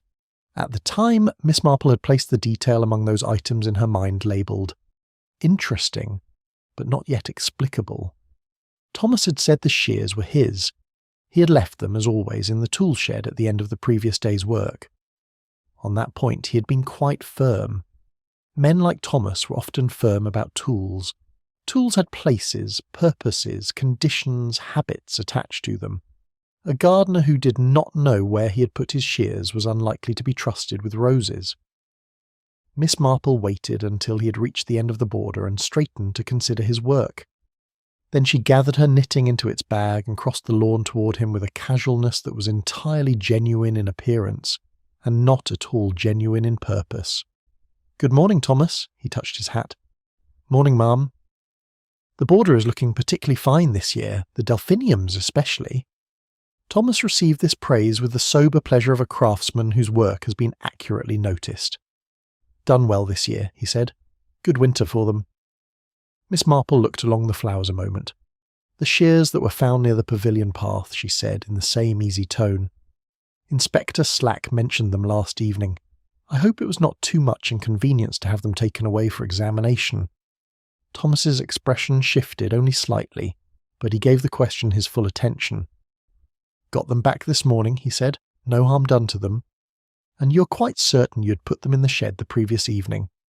"Certain as I am of anything, Ma'am. Last thing I do before I leave the garden. Check the tools are in. Done it every day for 11 years. "Of course." Thomas was not boasting, he was stating a principle. "So someone took them out again during the evening," Miss Marple said. Thomas nodded once. "The shed's not locked. Never has been. No call for it generally." "And the scratch on the blade?" Thomas looked at her steadily. "Not from anything I did with them." "A recent scratch?" "I'd have noticed it. Metal on stone. That sound, you notice it." "Metal on stone," Miss Marple repeated thoughtfully. "Or metal on marble, perhaps." Thomas said nothing. His silence was not ignorance.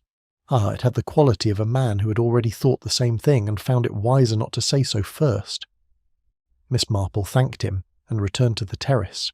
She resumed her knitting, though her mind was nowhere near the pale wool in her hands.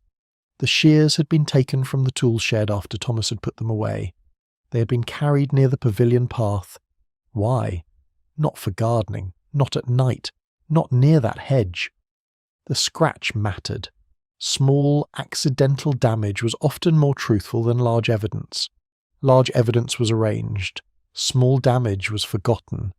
Inspector Slack's constable had said the revolver was found on the stone floor near Fenton's right hand. There had been a faint mark on the edge of the marble table. If someone had used the shears to move or position the revolver, to slide it perhaps, or place it without touching it directly, the blade might have struck the marble. A recent scratch. Metal against marble. A mark left because the person arranging the scene had been thinking of fingerprints, not sound. Miss Marple's needles clicked softly. A body arranged. A note folded too much. A chair moved for visibility. A letter burned in haste. Keys dropped. A revolver positioned without a hand. It was becoming less a tragedy than a performance. And performances, Miss Marple knew, depended upon the audience seeing only what had been lit for them. She was still sitting with this thought when Dolly came out onto the terrace with a letter in her hand. Dolly's expression had changed. It was not fear exactly, nor indignation, but the troubled look of a woman beginning to discover that something had been taking place inside her own life without her permission. "This has just arrived," Dolly said, sitting down beside her. It is from Mr. Fenton's solicitors in London. Miss Marple looked at the envelope. They have apparently been trying to reach him, Dolly continued. They have written to the Hall because it is the address they had recorded. It is addressed to him, of course. But under the circumstances I was not sure whether to open it or give it directly to Inspector Slack. Inspector Slack would be the correct person, Miss Marple said at once. Yes. Dolly looked down at the letter. Only the envelope is rather thin. I can see a little through it. It appears to concern a property matter. There is a firm's letterhead I do not recognise. And I can just make out the words Gossington Hall, she looked up. My Gossington Hall. Miss Marple was silent for a moment. Then it is especially important that Inspector Slack should see it. Dolly nodded, but her fingers tightened around the envelope. Jane, she said quietly, using the name that belonged to friendship rather than courtesy. Is all this connected? The letter, the investments, Mr. Fenton staying such a long time? I think, Miss Marple said carefully, that Mr. Fenton came here with a definite purpose. I think that purpose concerned the financial affairs of Gossington Hall, and I think someone else at the Hall knew of that purpose and found it a serious inconvenience. Dolly sat very still. Mrs. Fortescue, she said. It was hardly a question. Miss Marple did not answer. Between old friends, silence can be quite explicit. Dolly absorbed it with dignity. She had faced grief before. She had faced her husband's illness, the burdens of the estate, the 1,000 small anxieties of a house that needed constant care. She was not a foolish woman. She was trusting, and those are not the same thing. The investments she managed, Dolly said slowly. The property transactions. I knew nothing about them. No, said Miss Marple gently. I know you did not. I am not, Dolly said, with a sudden flash of dignified indignation. The sort of person who pays no attention whatsoever to her own affairs. I trusted her because she was family in a manner of speaking, and because she seemed to understand these things. She offered help, she appeared capable, and I was occupied with other matters. My dear Dolly, Miss Marple said, just the people most effectively deceived are nearly always the trusting ones, and the ones occupied with genuinely worthwhile things. That reflects very poorly on the deceiver, not on the deceived. Dolly looked at her with gratitude. Then she placed the letter carefully into her pocket. I shall telephone Inspector Slack at once, she said, and ask him to come this afternoon. That would be very sensible. Dolly rose, then paused. Jane, will there be proof? Miss Marple looked across the garden to where the pavilion stood in the sunlight. There is already proof of a kind, she said, but Inspector Slack will require it in the correct order. Dolly nodded, understanding more than the words themselves said, and went inside. Miss Marple remained alone on the terrace. Her knitting resumed its steady rhythm, though she was no more conscious of the pattern than she was of the scent of roses moving softly on the air. She knew the motive now with reasonable clarity. She understood the method in its general shape and several of its smaller mechanisms. What she still required was sequence. In cases of this sort, sequence was everything. Who had gone to the pavilion first? Who had burned the letter? When had the revolver been taken? At what point had the chair been turned? When had Mrs. Fortescue dropped her keys? Had Fenton died before or after the staged elements were completed? Had the note been written willingly, under pressure, or for some entirely different purpose? The facts were present, but they needed arranging in time, and for that, Miss Marple thought, she would need to speak with Mrs. Fortescue directly, not to accuse her. That would be premature and unwise. Accusations caused shutters to close. Conversation, properly conducted, opened windows. People who had performed carefully for a sustained period often supplied the final piece themselves, especially when they believed the performance had succeeded. Miss Marple looked toward the pavilion, its roses open in the late morning light, its marble table just visible within. She thought of the scratch on the Shears, of the letter addressed to a dead man, of keys dropped on gravel, of a woman clever enough to arrange a scene, but perhaps not calm enough to arrange it perfectly. Confidence, Miss Marple had found, was one of the most useful human weaknesses. People who believed they had hidden something very well nearly always allowed themselves one unnecessary flourish. And unnecessary flourishes were where truth liked to hide. Chapter 9. The person who staged the scene. Inspector Slack arrived at Gossington Hall shortly after 2 o'clock. He came in response to Dolly Bantry's telephone call and was shown into the morning room with that slightly heightened efficiency which appears in official men when they have received information serious enough to require a rearrangement of their conclusions. His manner remained brisk, of course. Inspector Slack would have been brisk at the Last Judgment. But beneath the briskness there was now a more attentive quality, as though some previously settled part of his mind had been obliged reluctantly to open again. He had brought with him a young sergeant named Graves who carried a notebook and the alert, slightly solemn expression of a man determined to learn not merely what his superior did, but why he did it. Miss Marple had positioned herself in the small sitting room adjoining the morning room. She had her knitting, a cup of tea, and a chair placed at a comfortable angle beside the open door. The door stood ajar in a manner which might easily have been accidental and was not. From where she sat, the voices in the morning room reached her with admirable clarity. She did not consider the arrangement improper. There are times when one may be useful by speaking, and times when one is far more useful by listening. Besides, Miss Marple had discovered through long experience that Inspector Slack performed better when he did not feel himself being watched by her. Dolly presented the solicitor's letter first. There was a silence while Inspector Slack read it. It was a particular kind of silence, not empty but active, the silence of a man absorbing information that unsettles a comfortable theory. The letter was from a London firm acting on behalf of a property trust. It informed Mr. Adrian Fenton that certain documents were being held on his behalf concerning a disputed title in several parcels of land connected with the Gossington Hall estate. The firm had been trying to reach him for several days and requested his earliest attention. The language was precise, legal, and unmistakably significant. There was a claim, and Mr. Fenton had been the instrument of it. Inspector Slack lowered the letter. "This," he said after a pause, "is a development." Dolly Bantry, who had had 2 hours in which to prepare herself for this conversation, replied with commendable composure. "I am glad you find it so, Inspector." It was at that point that Philip Arden was shown in. He had been asked by Dolly to remain available, and he entered with the air of a man who had spent the morning reaching a decision and had now accepted its discomfort. There was less stiffness in him than before, less compression. He looked not easier exactly, but more honest. He sat in the chair Inspector Slack indicated, and answered the questions put to him. This time he did not retreat into professional generalities. Miss Marple listened from the adjoining room, her needles moving softly. What Mr. Arden confirmed, in the careful language of a man being both truthful and precise, was this.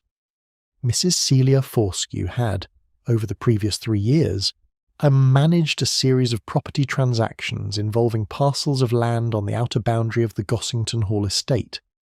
She had done so through an informal arrangement, which gave her effective control over certain accounts connected with those transactions.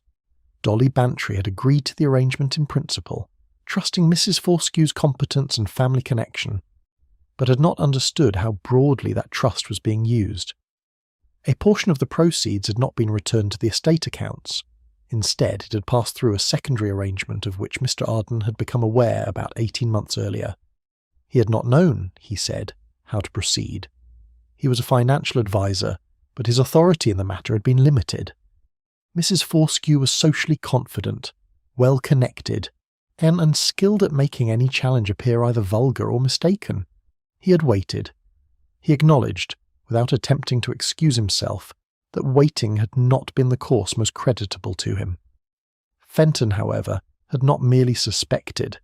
He had come to Gossington Hall with documents, or knowledge of documents, connected with the property trust and the disputed title.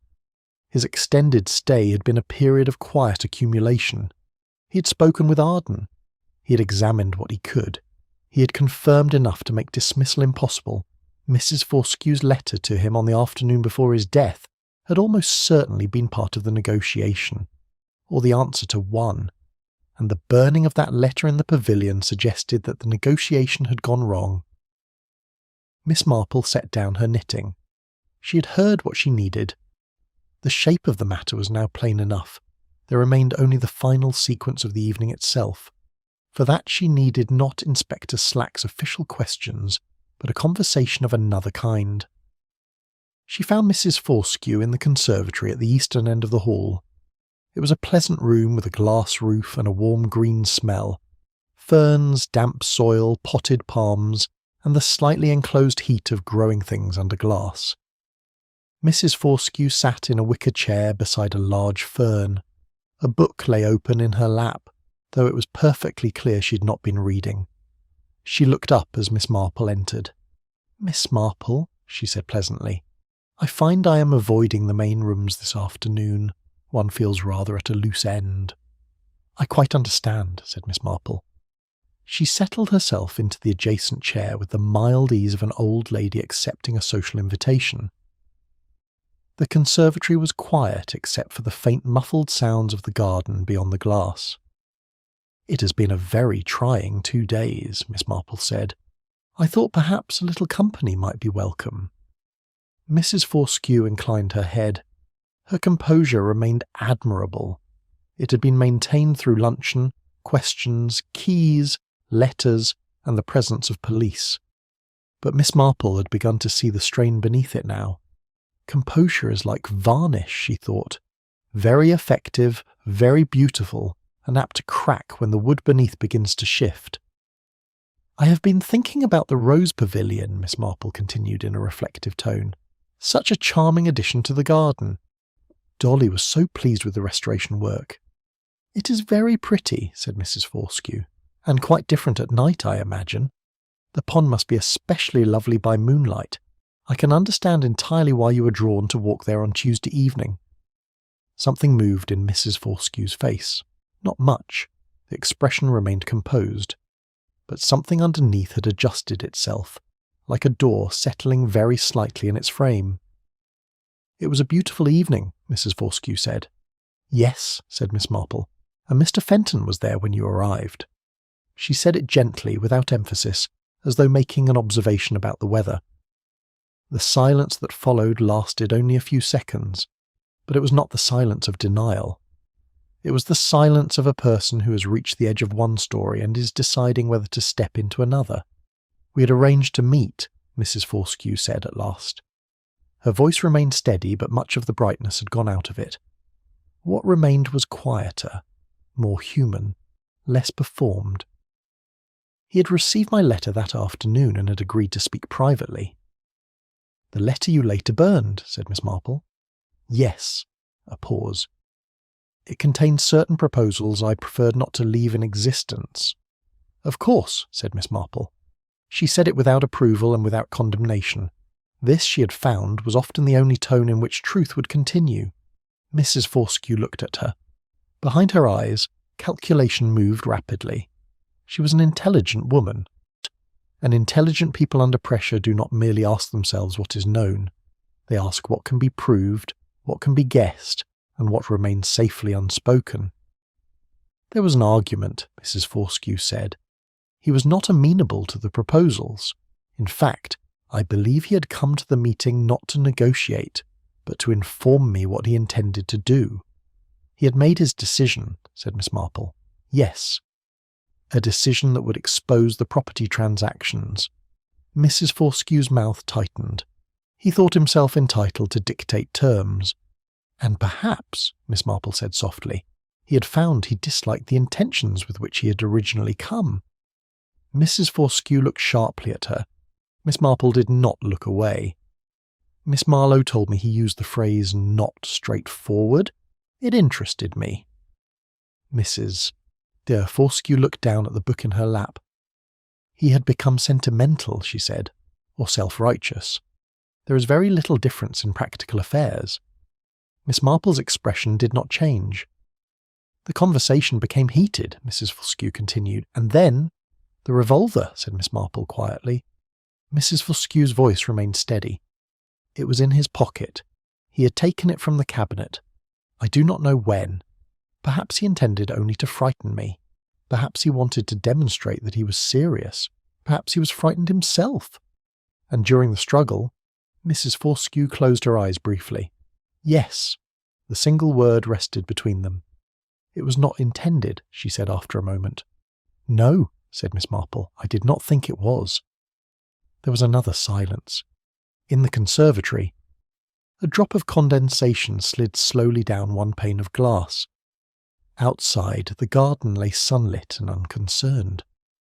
"Afterwards," Mrs. Fortescue said, and now the old administrative quality returned to her voice, "I saw that certain arrangements were necessary." Miss Marple listened. The note had been written by him earlier. I found it in his jacket. It was addressed to me. It was not what it appeared to be afterwards, but it could be made to serve. "Because it mentioned regret," said Miss Marple. "Errors. Discretion. Yes. And being folded as a letter for an envelope, it told against the story rather more than you realised." Mrs. Fortescue's face tightened slightly. "I had no time to compose something better." "No," said Miss Marple. "One rarely has as much time as one imagines one will."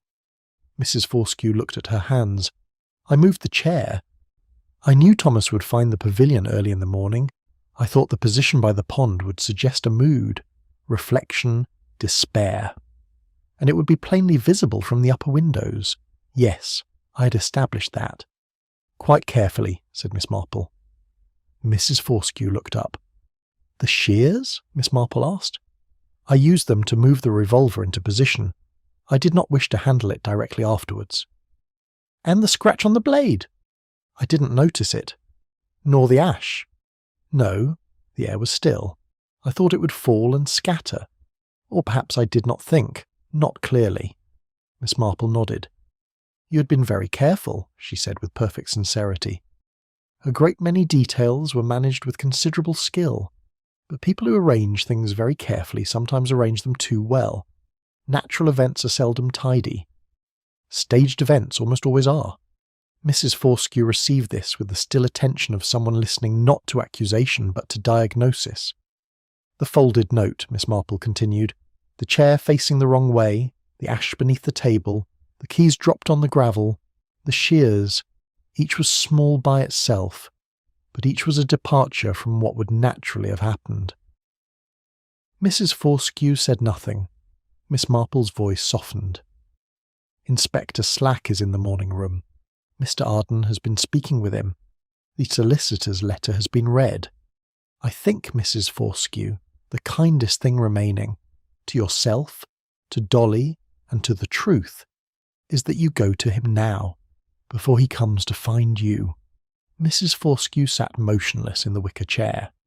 For the first time since Miss Marple had known her, she looked not like a performance.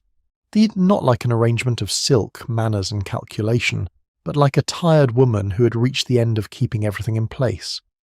Then she closed the unread book and set it aside. She straightened her back. It was the instinct of a lifetime. Whatever else failed, posture remained. "People who care very much about appearances," Miss Marple said softly, "sometimes take extraordinary measures to preserve them." Mrs. Fortescue paused at the conservatory door. She looked back. There was something in her expression that was not quite gratitude and not quite surrender, but belonged somewhere between the two. Then she turned and walked with perfect steadiness toward the morning room.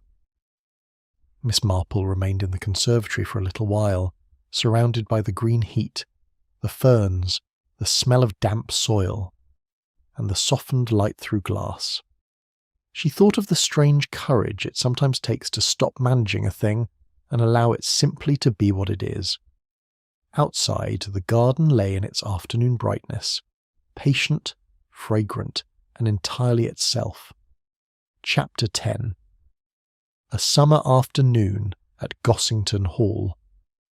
Truth, once allowed to settle, does not always make the world louder. More often, Miss Marple had found, it makes the world quieter. There are no great reverberations, no visible crack across the sky.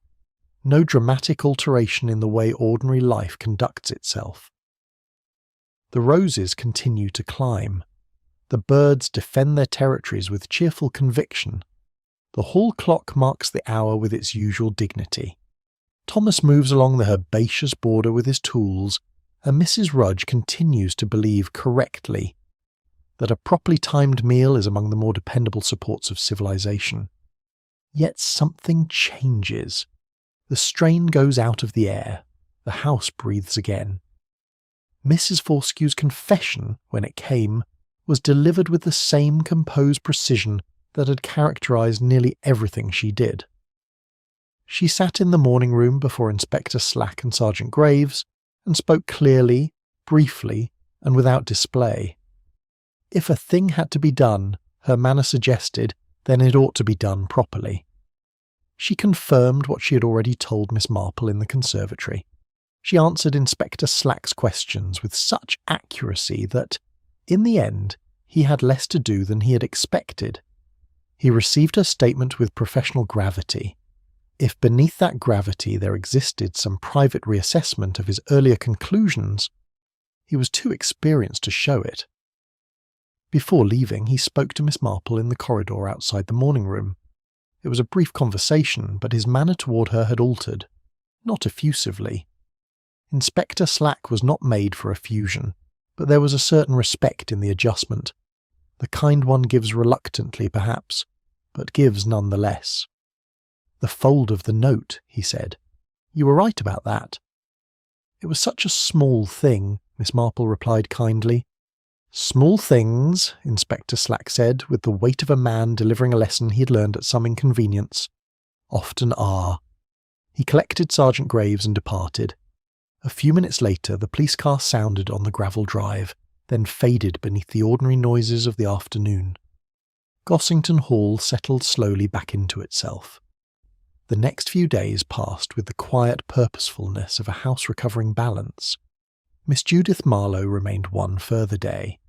She completed her examination of the parish records with a concentrated gratitude that suggested she wished, in some small way, to leave the place better than she had found it. When she departed, she shook Miss Marple's hand for a long moment. There was warmth in the gesture, but also understanding. She had learned something during her stay at Gossington Hall, and it was not only local history. Miss Marple watched the taxi carry the young woman down the lime tree drive, and thought that Miss Marlowe would do very well. She had an ear for the weight of words, and that was no small gift. Words, like people, often revealed most when they were trying to appear ordinary. Mr. Arden left that same afternoon. He had the air of a man diminished by what had happened, but also relieved. A burden carried too long changes the posture of the soul, Miss Marple thought, and one could see in him the first awkwardness of standing without it. He said goodbye to her with formality, but at the edge of the formality there was something more genuine. Miss Marple accepted it warmly. He had not behaved well in his prolonged silence. They both knew that.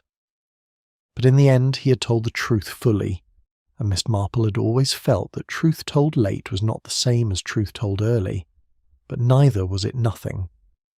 As for Dolly, she faced the aftermath with a practical resilience that was one of her finest qualities. There were financial matters to be addressed, and Dolly addressed them. A competent village solicitor was engaged. Papers were examined. Accounts were traced. The disputed land parcels proved troublesome, but not disastrous. The solicitor was cautiously optimistic, which in legal matters was almost as good as enthusiasm. Dolly absorbed the details of Mrs. Forskew's misuse of the estate accounts with an expression that passed from hurt to indignation to firm resolution in a remarkably short time. "I shall not be trusting relatives in future," she declared over breakfast on the morning before Miss Marple's departure. "Not with accounts, at any rate." "A very sensible limitation," said Miss Marple. Dolly buttered her toast with unnecessary energy. "Though I suppose one ought not to generalize too broadly," she added after a moment. "It was not relatives as a category, really. It was Mrs. Forskew specifically." "It usually is someone specifically," Miss Marple said.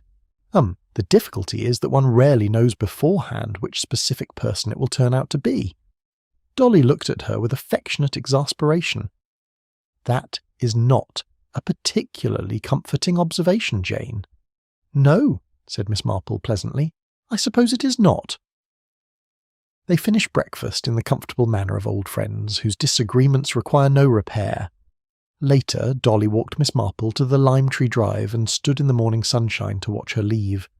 There was gratitude in her face, and sadness too, but also the unmistakable expression of a woman glad of her friends and newly aware of how much such friendship matters. Several weeks later, on a July afternoon arranged by nature as though to demonstrate what summer could achieve when properly encouraged, Miss Marple returned to Gossington Hall for tea, where the garden had moved into its full high summer register. The roses had passed their first great flowering, but still produced blooms with the practised generosity of established plants. The herbaceous border Thomas had been tending during her previous visit now stood in rich colour, rewarding his careful work with interest and dividends. The pond lay bright and still. The flag irises had finished, replaced at the water's edge by lower green planting which Miss Marple recognised as an excellent choice. The pavilion looked entirely itself again. Its roses climbed the columns. The marble table stood cool and pale within. The cane chairs, Miss Marple noted with satisfaction, had been restored to their proper orientation. They faced the rose beds, as they had always done through 11 years of Thomas's careful maintenance. She and Dolly sat beneath the rose trellis on the south terrace, with tea between them and the late afternoon sun lying across the lawn. They spoke of the garden, Mrs. Rudge's recent success with seed cake, and the forthcoming village fete, which Dolly was helping organise with a level of commitment that Miss Marple considered entirely admirable and entirely characteristic. Only after the second cup of tea, when the afternoon had deepened and the garden had taken on that burnished quality belonging to late summer light, did Dolly ask the question she had clearly been saving. "Was it very difficult, Jane?" Miss Marple looked at her. "The whole business," Dolly said. "Seeing through it, I mean." Miss Marple considered this seriously. "Not difficult exactly," she said. "The observations were all available. The note, the chair, the ash, the keys, the shears. Each was only a small departure from what would naturally have been the case. But small departures, when they accumulate, have a way of pointing clearly enough." She paused. "The more genuine difficulty, I think, is not seeing. It is accepting what one sees. One so naturally wishes things to be as they appear." Dolly nodded slowly. "I wished it," she said. "Even when I began to suspect something was wrong, I wished it was simply what it seemed." "Most people do," said Miss Marple gently. "It is a very human preference." They sat for a while in silence. Bees moved through the lavender. Somewhere beyond the yew hedge a lawnmower sounded faintly and then stopped. The roses gave off their fragrance with the calm generosity of things that had nothing to conceal. Dolly looked toward the pavilion beside the pond. "You said something when you first came," she said, "after I telephoned you, about tidiness." "I said people rarely arrange their final moments quite so tidily," Miss Marple recalled. "It was the first thing that struck me." "It stayed with me," said Dolly. "Though I did not understand it properly at the time." She paused. "I think I understand it now." Miss Marple looked across the lawn, pleased in that quiet way she had, when a truth, once difficult, had become simple. "Appearances are very important to some people," she said, "but truth, like a rose, has a way of growing through even the neatest arrangements." Dolly smiled. The afternoon sun moved slowly across the grass. The pavilion stood peacefully in its proper place. The pond held the sky. The chairs faced the roses, and the quiet life of St. Mary Mead continued, serene, observant and not nearly so innocent as it appeared,